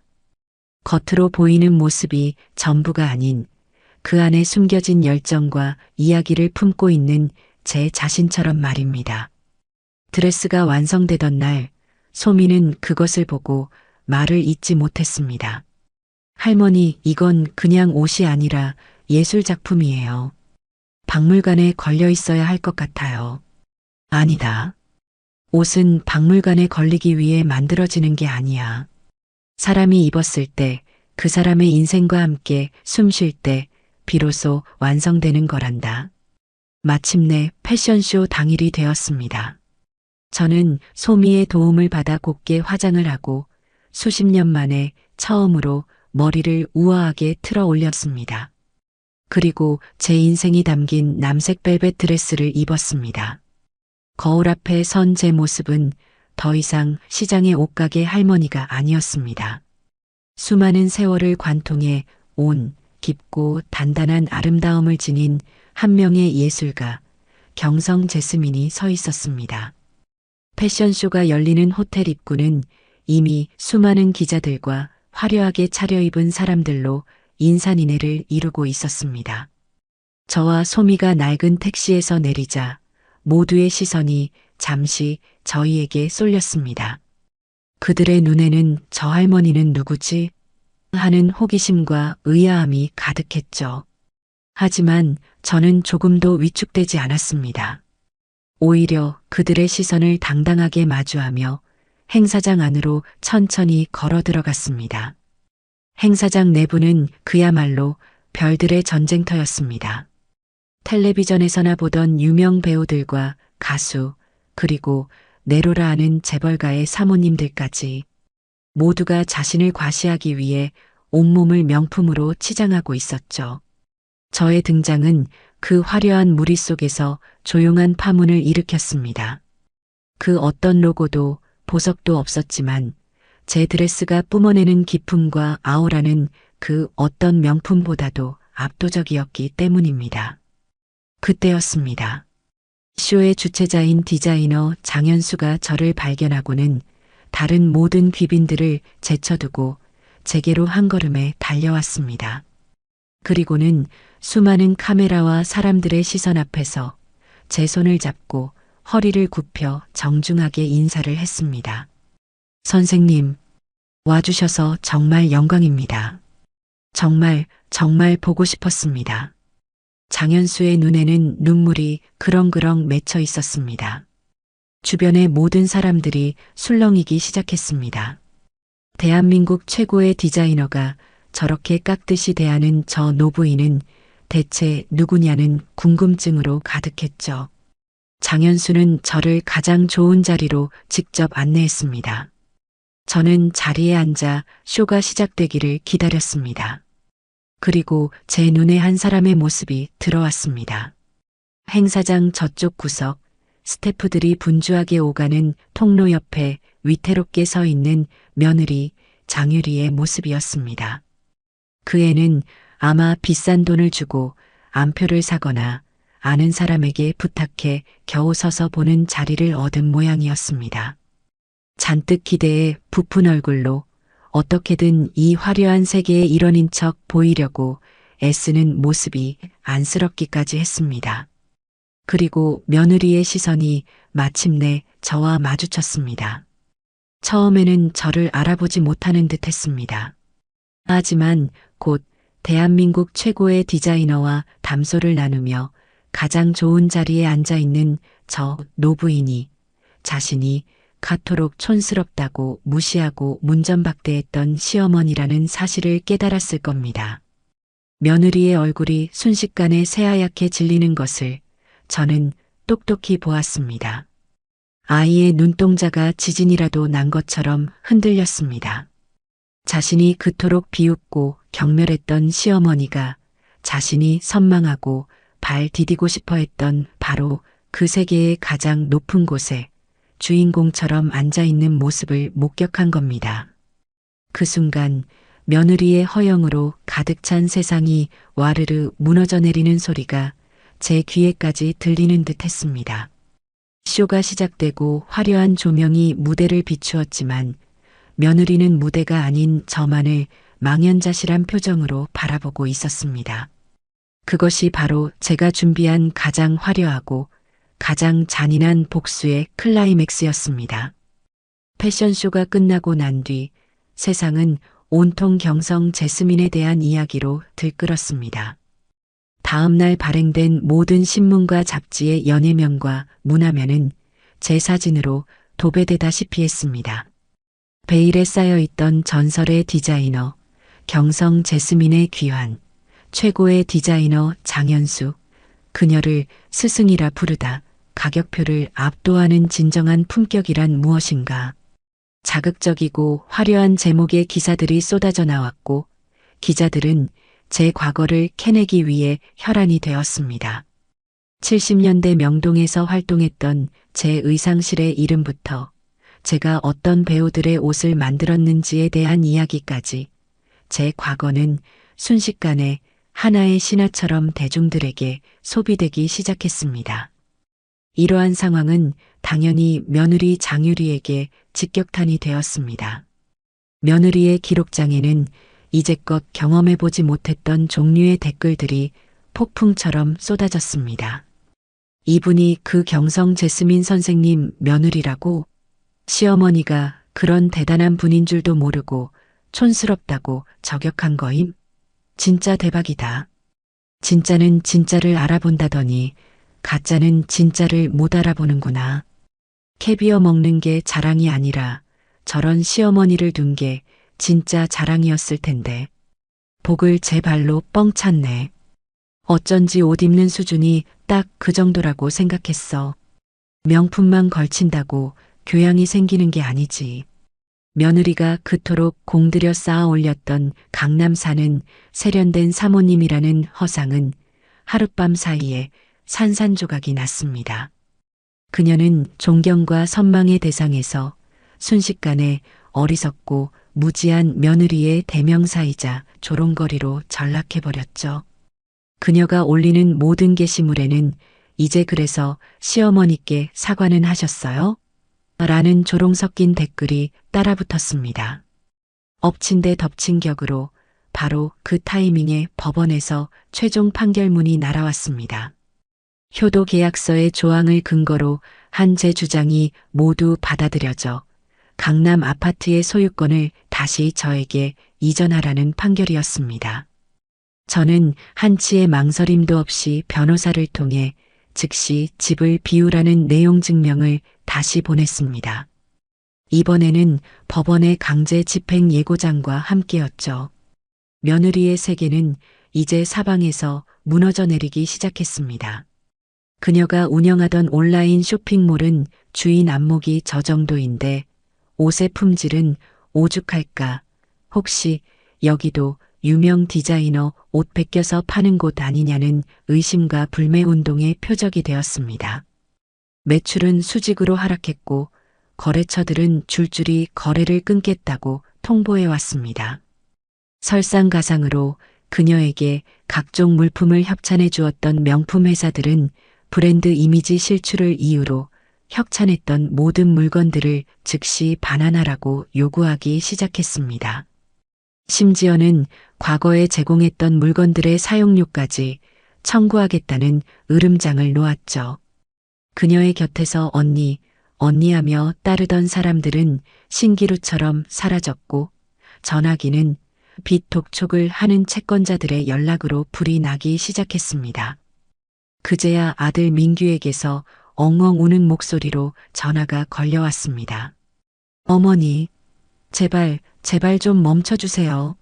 저희 이제 어떡해요. 집에서도 쫓겨나고 유리 사업도 다 망하게 생겼어요. 어머니, 저희가 다 잘못했어요. 저는 차가운 목소리로 대답했습니다. 내가 뭘 했는데? 나는 내 옷을 입고 내 실력을 보여줬을 뿐이다. 니들 인생이 망가지고 있는 건 내가 무언가를 해서가 아니라 너희들이 그동안 쌓아온 거짓과 허영의 대가를 치르고 있는 것뿐이야. 모든 것은 자업자득이란다. 어머니, 그래도 가족이잖아요. 어떻게 이렇게까지 하실 수 있어요? 가족? 네 엄마가 네 와이프한테 문전박대 당하고 촌스럽다는 모욕을 당할 때 너는 그 가족을 위해 뭘 했지? 이제 와서 가족을 들먹이지 마라. 역겹구나. 저는 그 말을 마지막으로 아들의 전화를 끊고 번호를 차단해 버렸습니다. 동정심은 사치였고 더 이상의 용서는 그들에게 독이 될 뿐이었습니다. 며칠 뒤 며느리는 마지막 발악을 했습니다. 자신의 기록장에 눈물로 범벅이 된 얼굴 사진과 함께 장문의 글을 올린 것이죠. 시어머니의 갑작스러운 변심과 오해로 인해 자신이 어떻게 마녀사냥을 당하고 있는지, 집에서 쫓겨나 길거리에 나앉게 생긴 자신의 처지가 얼마나 비참한지에 대해 눈물로 호소하는 글이었습니다. 일방적으로 자신을 피해자로, 저를 가해자로 둔갑시키는 교묘한 감성팔이였죠.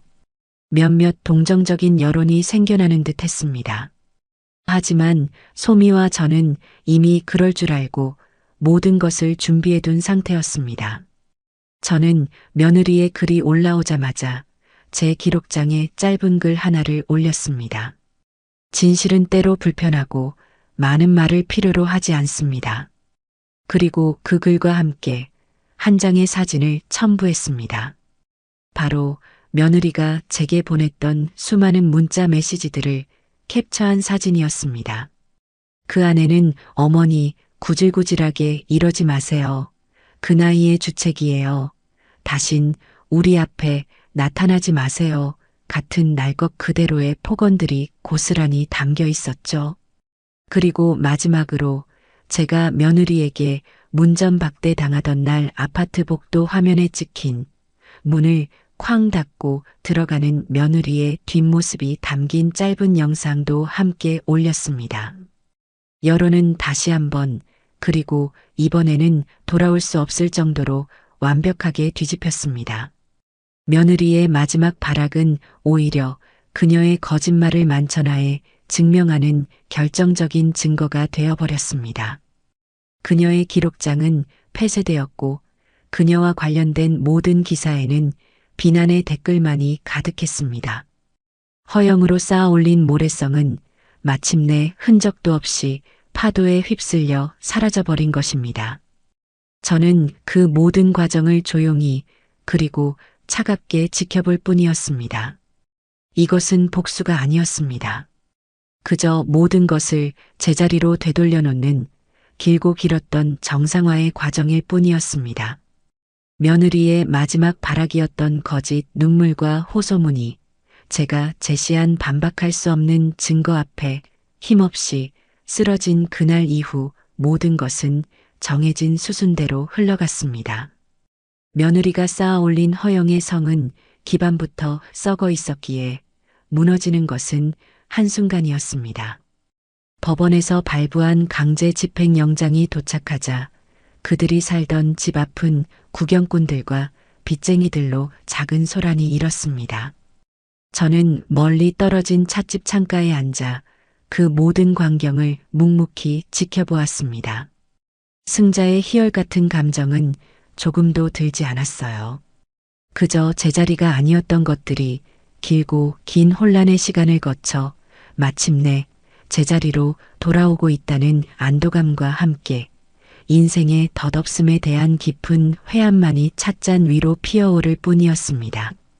이삿짐 트럭은 생각보다 아주 작았습니다.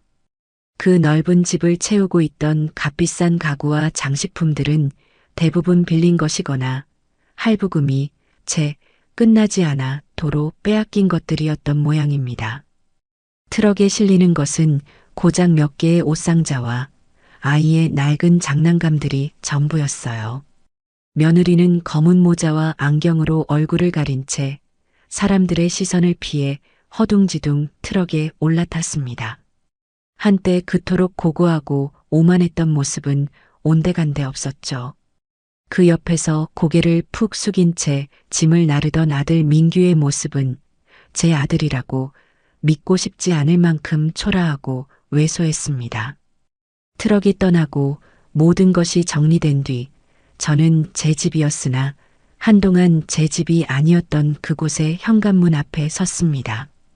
변호사가 건네준 새로운 열쇠로 문을 열자 텅 빈 공간이 저를 맞았습니다. 며느리의 값비싼 향수 냄새와 거짓 웃음소리가 사라진 집은 비로소 본연의 고요함을 되찾은 듯 했습니다. 그 후로 며느리와 아들의 소식은 한동안 들려오지 않았습니다. 저 또한 굳이 그들의 소식을 찾아 듣지 않았어요. 제게는 이제 그들의 인생을 염려할 시간에 해야 할 더 중요한 일들이 많았으니까요. 그들의 소식을 다시 듣게 된 것은 그로부터 두어 달쯤 지났을 때였습니다. 어느 날 저녁 제 낡은 시장 가게의 셔터를 반쯤 내렸을 때 누군가 저를 부르는 소리가 들렸습니다. 돌아보니 그곳에는 제 아들 민규가 서 있었어요. 마지막으로 보았던 날보다 훨씬 더 수척해지고 얼굴에는 깊은 그늘이 드리워져 있었습니다. 비싼 양복 대신 몸에 맞지 않는 낡은 작업복 점퍼를 걸치고 있었고 한때는 깔끔하게 손질되어 있던 머리는 아무렇게나 자라나 덥수룩했습니다. 그 손에는 기름때가 거뭇하게 배어 있었어요. 어머니, 저 민규예요. 아들의 목소리는 힘없이 갈라져 나왔습니다.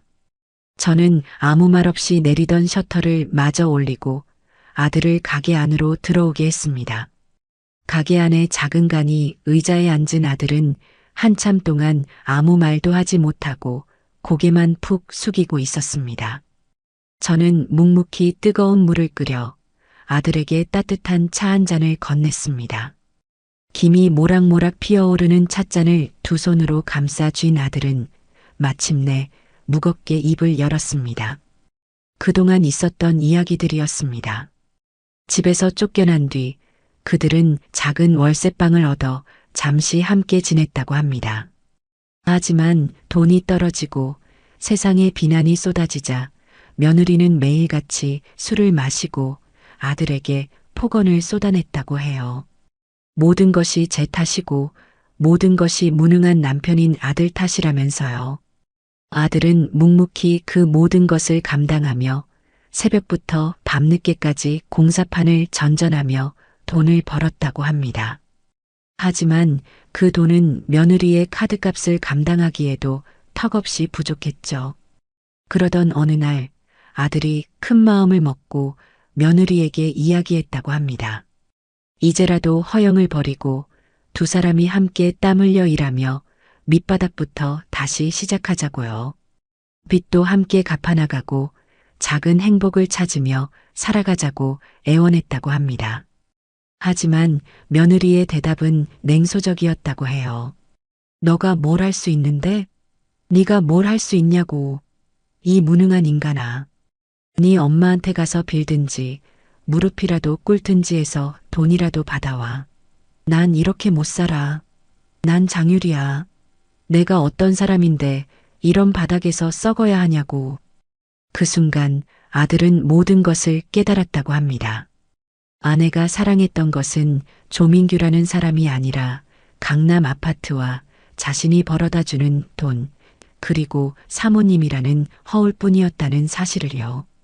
그리고 자신 또한 아내의 허영심을 채워주기 위해 어머니를 방패막이 삼아 등 돌렸던 비겁한 아들이었다는 것을요. 그날 밤 아들은 며느리와 크게 다투었다고 합니다. 그리고 난생 처음으로 아내에게 자신의 목소리를 냈다고 해요. 그래, 나는 무능한 인간이다. 그런 나를 만든 건 너의 끝없는 욕심과 나의 비겁함이었어. 하지만 더 이상은 네 욕심을 채우는 기계로 살지 않겠다. 그리고 우리 어머니, 다시는 그분께 손 벌릴 생각하지 마. 너는 그럴 자격 없어. 아들은 그렇게 말하고 그 길로 짐을 챙겨 집을 나왔다고 합니다. 그리고는 몇 주 동안 고시원을 전전하며 빚을 갚기 위해 닥치는 대로 일을 했다고 해요. 그러다 문득 이대로는 안 되겠다는 생각이 들었다고 합니다. 용서를 구하기 전에 먼저 인간다운 사람이 되어야겠다고요. 아들의 긴 이야기가 끝났습니다. 저는 아무 말 없이 아들의 거칠어진 손을 바라보았습니다. 한때는 희고 곱기만 했던 그 손이 이제는 고된 노동의 흔적으로 상처투성이었습니다. 아들은 고개를 들어 저를 바라보았습니다. 눈물을 흘리거나 용서를 구하지 않았어요. 그저 아주 담담하고 또렷한 목소리로 말했습니다. 어머니, 제가 정말 죄송합니다. 제가 어리석었고 비겁했습니다. 어머니께 용서를 구하지 않겠습니다. 아니, 아직은 그럴 자격이 없습니다. 하지만 어머니, 저 정말 다시 시작하고 싶습니다. 누구의 남편, 누구의 아들이 아니라 그냥 조민규라는 이름으로 제 힘으로 일어서고 싶습니다. 그리고 언젠가 제가 제 자신에게 떳떳해졌을 때 그때 가서 어머니께 아들이라고 다시 한번 부를 수 있도록 허락해 주십시오. 아들의 눈은 더 이상 과거의 그 유약하고 책임감 없던 눈이 아니었습니다.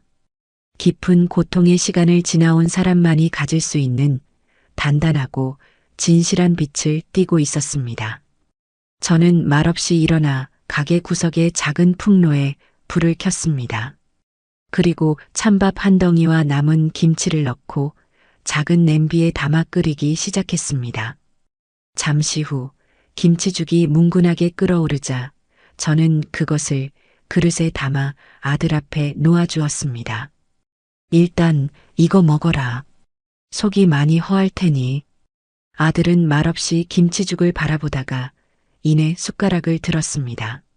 그리고는 허겁지겁 마치 며칠을 굶은 사람처럼 죽을 떠먹기 시작했습니다.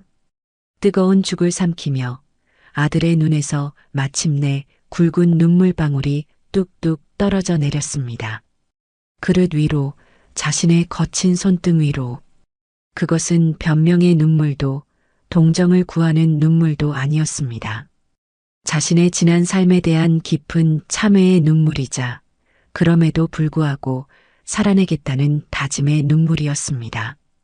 저는 아들이 그릇을 다 비울 때까지 아무 말 없이 그 모습을 지켜봐 주었습니다. 우리의 화해는 거창한 용서의 말이 아닌 그저 따뜻한 김치죽 한 그릇으로 그렇게 조용히 시작되고 있었습니다.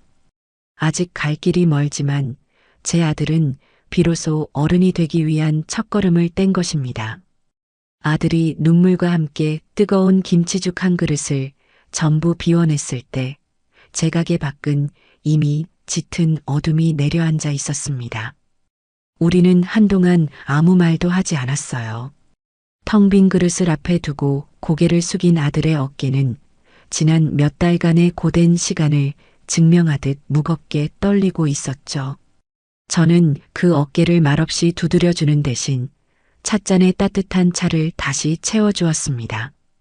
지금 아들에게 필요한 것은 값싼 동정이나 위로가 아닌 스스로의 힘으로 다시 일어설 수 있다는 믿음과 시간이라는 것을 알고 있었으니까요. 어머니, 저는 이제 어떻게 살아야 할까요? 한참 만에 아들이 던진 질문은 마치 길 잃은 아이처럼 막막하고 공허했습니다. 저는 잠시 창밖을 바라보다가 나지막이 입을 열었습니다. 글쎄다. 나도 내일 당장 어떻게 살아야 할지 막막한데 너 인생까지 내가 정해줄 수는 없겠지. 다만 한 가지는 확실하구나. 우리는 더 이상 과거에 살 수는 없다는 것. 저는 자리에서 일어나 가게 구석에 놓아두었던 가방에서 열쇠 꾸러미를 꺼냈습니다. 며칠 전 변호사에게서 돌려받은 강남 아파트의 모든 현관카드였어요. 저는 그 카드들을 아들 앞에 테이블 위에 올려놓았습니다. 이 집, 이제 어떻게 하고 싶니? 나는 이제 그 집이 싫다. 그곳에는 내 남편과의 행복했던 추억보다 내 아들의 비겁했던 순간과 내 며느리의 오만했던 기억이 더 진하게 배어 있어. 나는 유령이 나오는 집에서는 살고 싶지 않구나. 제 말에 아들은 아주 오랫동안 아무 말이 없었습니다. 자신의 인생의 목표이자 모든 것이었던 그 집. 그 집을 되찾기 위해 혹은 그 집을 지키기 위해 자신의 영혼까지 팔았던 지난 날들이 주마등처럼 스쳐 지나가는 듯 했습니다. 한참의 침묵 끝에 아들이 마침내 고개를 들고 저를 바라보며 말했어요. 팔아요, 어머니. 그 집은 이제 우리 가족에게 상처만 남은 곳이에요. 어머니 말씀처럼 유령이 나오는 집이에요. 그 집을 팔고 그 돈으로 어머니가 정말로 살고 싶은 어머니의 영혼이 담길 진짜 집을 지으세요. 그것이 바로 제 아들이 어른이 되어 내린 첫 번째 결정이었습니다. 우리는 더 이상 과거의 상징이었던 강남 아파트에 얽매이지 않기로 했습니다. 그 집을 팔아 마련한 돈은 우리의 새로운 미래를 위한 주춧돌이 될 것이었습니다. 그날 이후 아들은 자신의 속죄를 행동으로 보여주기 시작했습니다. 낮에는 인테리어 회사에서 꾸준히 일을 하며 기술을 배우고 밤에는 잠을 쪼개가며 저와 함께 우리의 새로운 보금자리를 찾아다녔습니다. 우리가 선택한 곳은 화려한 도심이 아닌 오래된 골목과 낮은 집들이 정겹게 어우러진 경기도 외곽의 한적한 주택가였습니다. 그곳에는 수십 년은 좋게 넘어 보이는 붉은 벽돌로 지어진 낡은 2층 집 한 채가 오랫동안 주인을 찾지 못한 채 웅크리고 있었어요. 담쟁이 덩굴이 건물을 온통 뒤덮고 있었고 마당에는 사람 키만한 잡초가 무성했지만 저는 그 집이 가진 가능성을 한눈에 알아보았습니다. 커다란 창을 내면 따스한 햇살이 집 안가득 들어올 것이고 낡은 옥상은 제자들과 함께 차를 마실 수 있는 아름다운 휴식 공간이 될 수 있을 것 같았죠. 민규야, 나는 이곳에 내 마지막 꿈을 심으려 한다. 이곳을 세상에서 가장 아름다운 아뜰리에로 만들고 싶어. 너의 힘이 필요하다. 네, 어머니. 이곳은 제가 짓겠습니다. 제 손으로 어머니의 집을, 우리의 새로운 집을 짓게 허락해 주세요. 그날부터 아들은 자신의 모든 것을 걸고 집을 고치기 시작했습니다. 그것은 단순한 공사가 아닌 무너진 자신의 삶과 우리 가족의 관계를 다시 세우는 과정과도 같았어요. 아들은 썩은 기둥을 갈아내고 뒤틀린 문짝을 바로잡으며 자신의 과거를 속죄하듯 땀을 흘렸습니다. 서툰 망치질에 손을 찧어 피가 나고 무거운 자재를 나르다 허리를 삐끗하기 일쑤였지만 아들은 단 한 번도 힘들다는 내색을 하지 않았습니다. 저는 그런 아들의 곁에서 아뜰리에의 전체적인 그림을 그렸습니다. 1층은 제자들과 함께 옷을 만들고 세상과 소통할 수 있는 환한 작업 공간으로 2층은 저와 아들이 함께 살 수 있는 작지만 아늑한 가정집으로요. 저는 매일 아들의 점심밥을 챙겨 공사 현장으로 갔습니다. 우리는 흙먼지 날리는 마당에 쪼그려 앉아 함께 밥을 먹으며 집의 미래와 우리의 미래에 대해 이야기했습니다. 그 시간들은 제게 있어 그 어떤 화려한 만찬보다도 따뜻하고 충만한 시간이었습니다. 한편 세상에서 완전히 사라진 것만 같았던 제 옛 며느리 장유리에 대한 소문이 간간히 들려오기 시작했습니다. 시장의 오랜 친구들을 통해 듣게 된 그 아이의 소식은 처참하기 그지없었어요.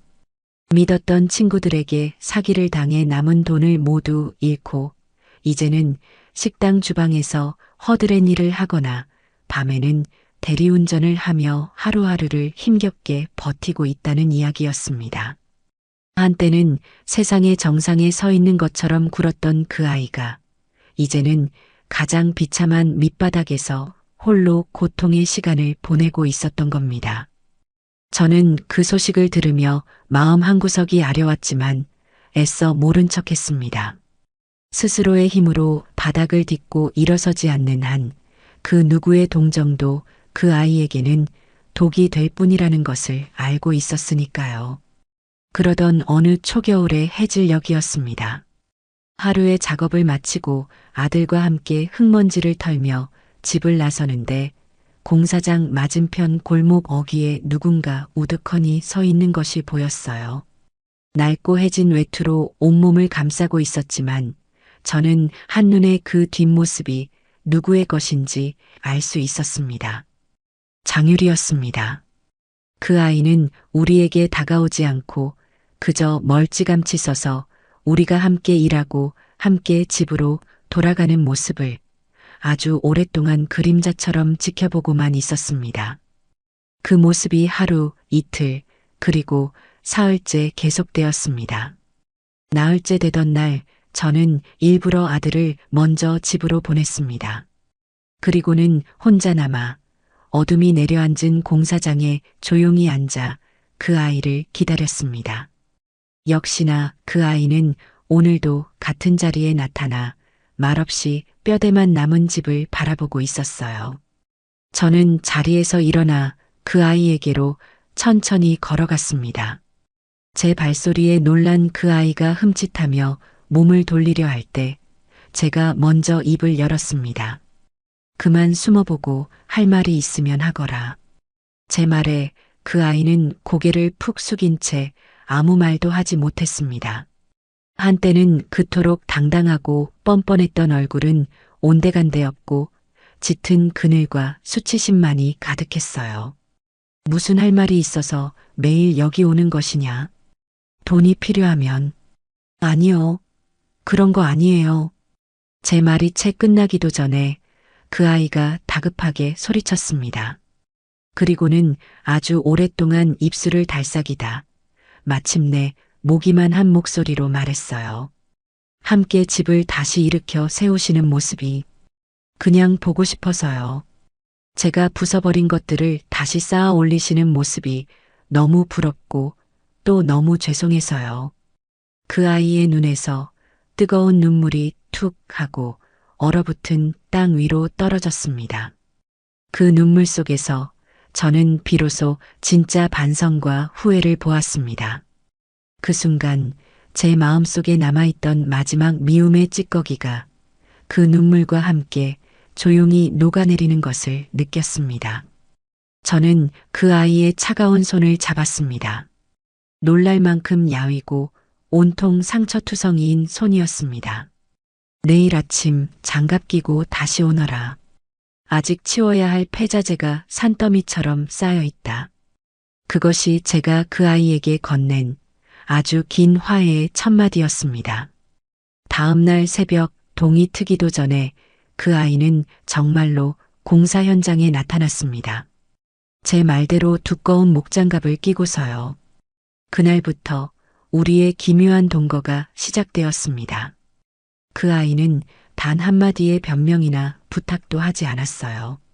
그저 가장 먼저 현장에 나와 가장 늦게까지 남아 가장 힘들고 굳은 일들을 묵묵히 해냈습니다. 무거운 시멘트 포대를 나르고 날카로운 폐자재를 정리하고 일하는 인부 아저씨들의 점심을 챙기는 것이 그 아이의 일이었습니다. 아들 민규는 처음에는 그런 옛 아내의 모습을 애써 외면했습니다. 어색함과 분노, 그리고 아직 정리되지 않은 연민이 뒤섞인 복잡한 감정 때문이었겠죠. 두 사람은 한 공간에 있으면서도 마치 투명 인간처럼 서로를 대했어요. 하지만 시간이 흐를수록 그 침묵의 벽은 조금씩 허물어지기 시작했습니다. 어느 날 아들이 무거운 목재를 옮기다 발을 헛디뎌 넘어질 뻔한 순간이 있었어요. 그때 저 멀리서 폐자재를 나르던 그 아이가 모든 것을 내던지고 달려와 아들의 허리를 붙잡아 주었습니다. 아들은 놀란 눈으로 그 아이를 바라보았고 그 아이는 아무 말 없이 아들의 옷에 묻은 톱밥을 털어주고는 다시 자신의 자리로 돌아갔습니다. 그날 이후 아들은 식사 시간이면 그 아이의 목까지 밥을 퍼서 말없이 건네주기 시작했습니다. 그들의 관계는 그렇게 아주 느리고 조심스럽게 서로의 상처를 보듬는 방식으로 다시 시작되고 있었어요. 저 또한 그 아이에게 단 한 번도 따뜻한 말을 건네지 않았습니다. 대신 매일 밤 고된 노동으로 지쳐 잠든 그 아이의 상처투성이 손에 몰래 약을 발라주곤 했죠. 그것이 제가 할 수 있는 최선의 용서이자 위로였습니다. 혹독했던 겨울이 지나고 마침내 봄이 왔을 때 우리의 새로운 집도 거의 완성되었습니다. 아들의 망치질과 그 아이의 땀방울, 그리고 저의 꿈이 더해져 낡은 폐가는 마침내 세상에서 가장 따뜻하고 아름다운 공간으로 다시 태어났어요. 저는 집의 이름을 재봉틀과 망치라고 지었습니다. 저의 재봉틀과 아들의 망치가 함께 지은 집이라는 뜻이었죠. 우리는 거창한 개업식 대신 우리 세 사람의 힘으로 집을 완성한 것을 기념하는 작은 집들이를 열기로 했습니다. 시장의 오랜 친구들과 소미, 그리고 아들의 공방 식구들, 공사를 도와주었던 인부 아저씨들까지 고마운 사람들을 초대해 마당에서 조촐한 음식을 나누어 먹었습니다. 그날 그 아이는 손수 만든 앞치마를 두르고 하루 종일 부엌에서 음식 나르는 일을 도왔습니다. 한때는 남이 해주는 음식만 먹던 그 아이가 다른 사람을 위해 땀 흘리며 봉사하는 법을 배우고 있었던 겁니다. 모든 손님들이 돌아가고 우리 세 사람만 남았을 때 저는 조용히 그 아이를 불렀습니다. 그리고 정성껏 포장한 작은 상자 하나를 내밀었어요. 이거 열어보거라. 상자 안에는 제가 그 아이를 위해 직접 만든 가죽 골무 하나가 들어 있었습니다. 제 이니셜과 함께 작은 제스민 꽃 한 송이가 새겨진 세상에 단 하나뿐인 골무였죠. 그 아이는 골무를 받아든 채 아무 말 없이 눈물만 뚝뚝 흘렸습니다. 내일부터 저 1층 아뜰리에 바닥 청소부터 다시 시작이다. 대답해야지. 내 제자. 제가 제자라고 말하는 순간 그 아이는 참고 있던 울음을 터뜨리며 제 앞에 무릎을 꿇었습니다. 그리고는 아이처럼 서럽게 울며 아주 오랫동안 고개를 들지 못했어요. 아들은 그런 제 옛 며느리이자 제 세 제자의 어깨를 이제는 어엿한 어른의 손으로 말없이 감싸주었습니다.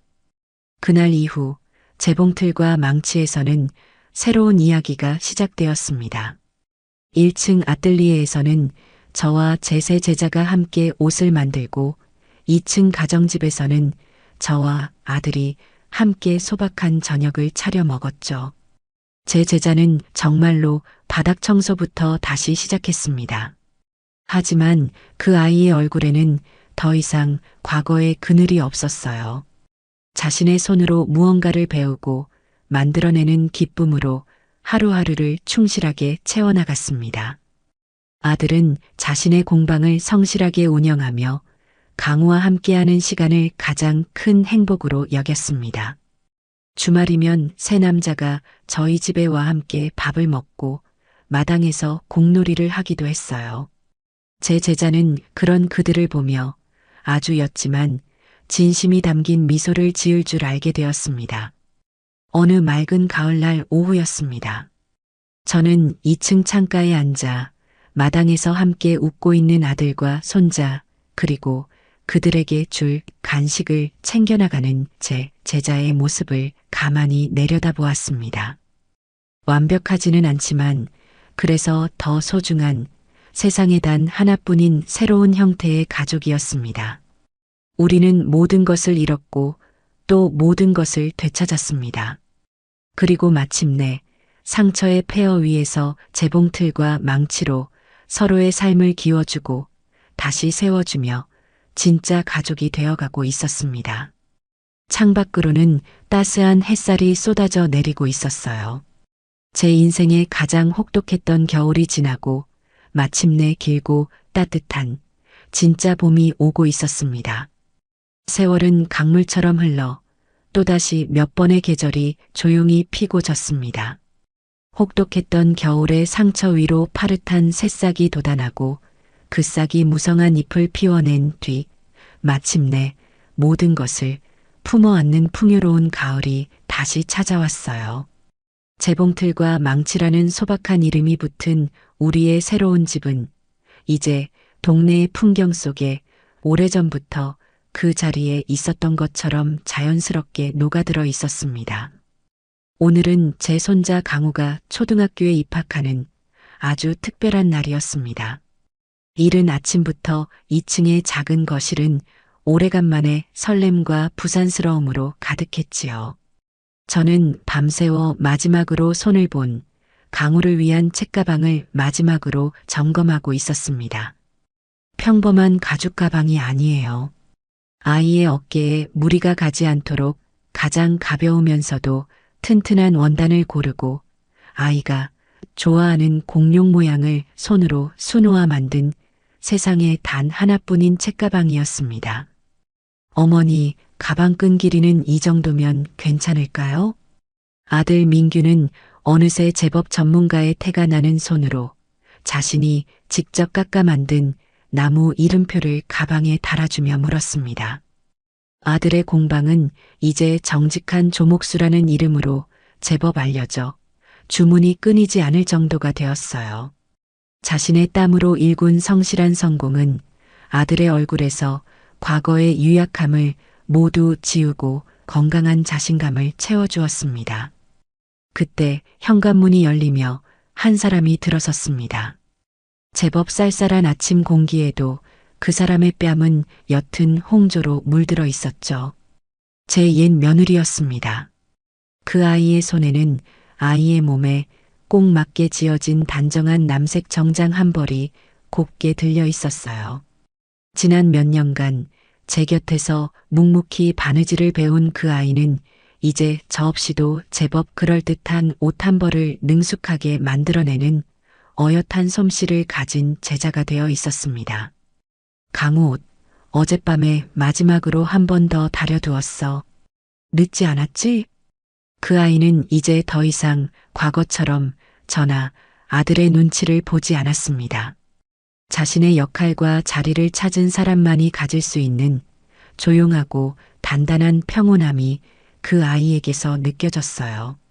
저는 그 아이가 들고 온 옷을 받아들었습니다.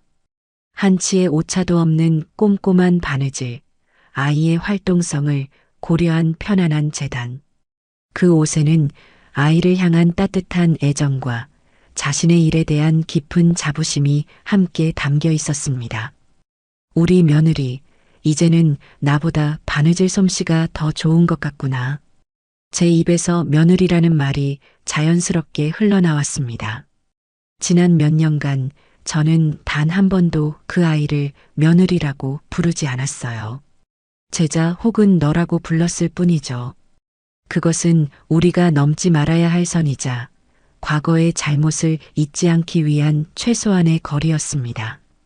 하지만 오늘 이 순간 저는 깨달았습니다.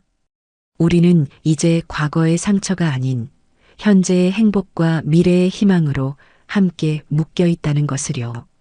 제 말에 며느리의 커다란 눈동자가 세차게 흔들렸습니다. 그리고 이내 그 큰 눈 가득 투명한 눈물이 차올랐어요.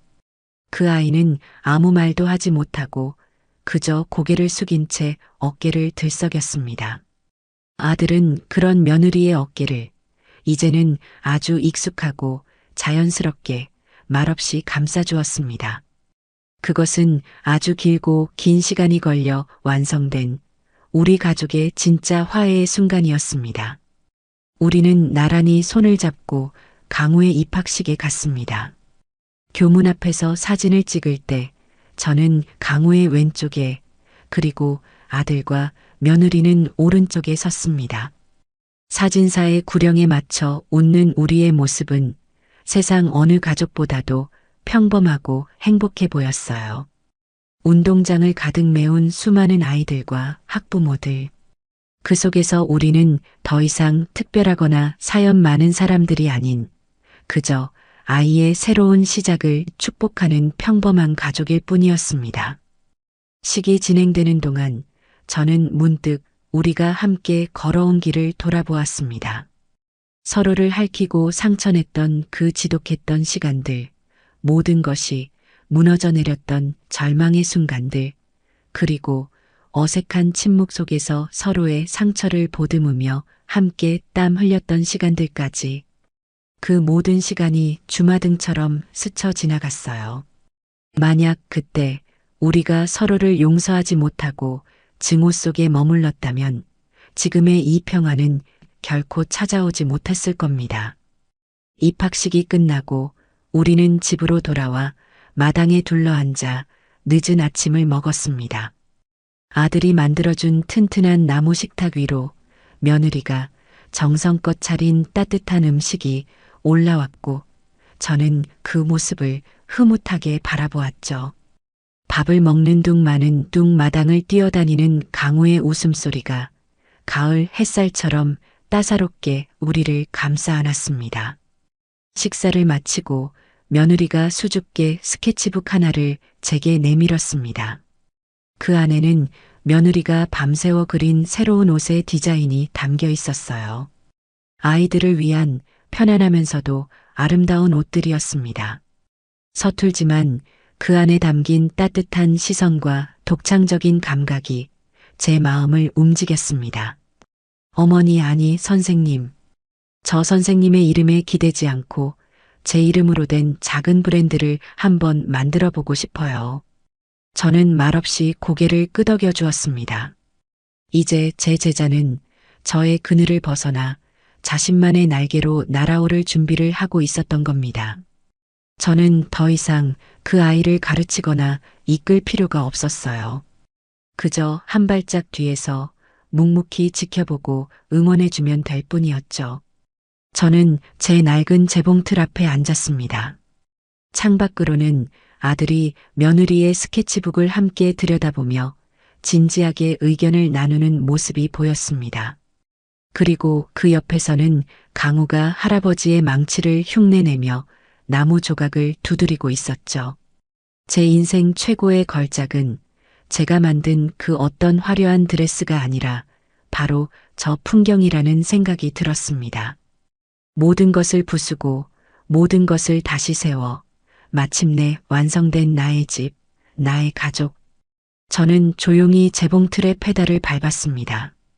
드르륵, 드르륵. 경쾌하고 희망찬 소리가 기분 좋은 가을 햇살 속으로 끝없이 퍼져나가고 있습니다.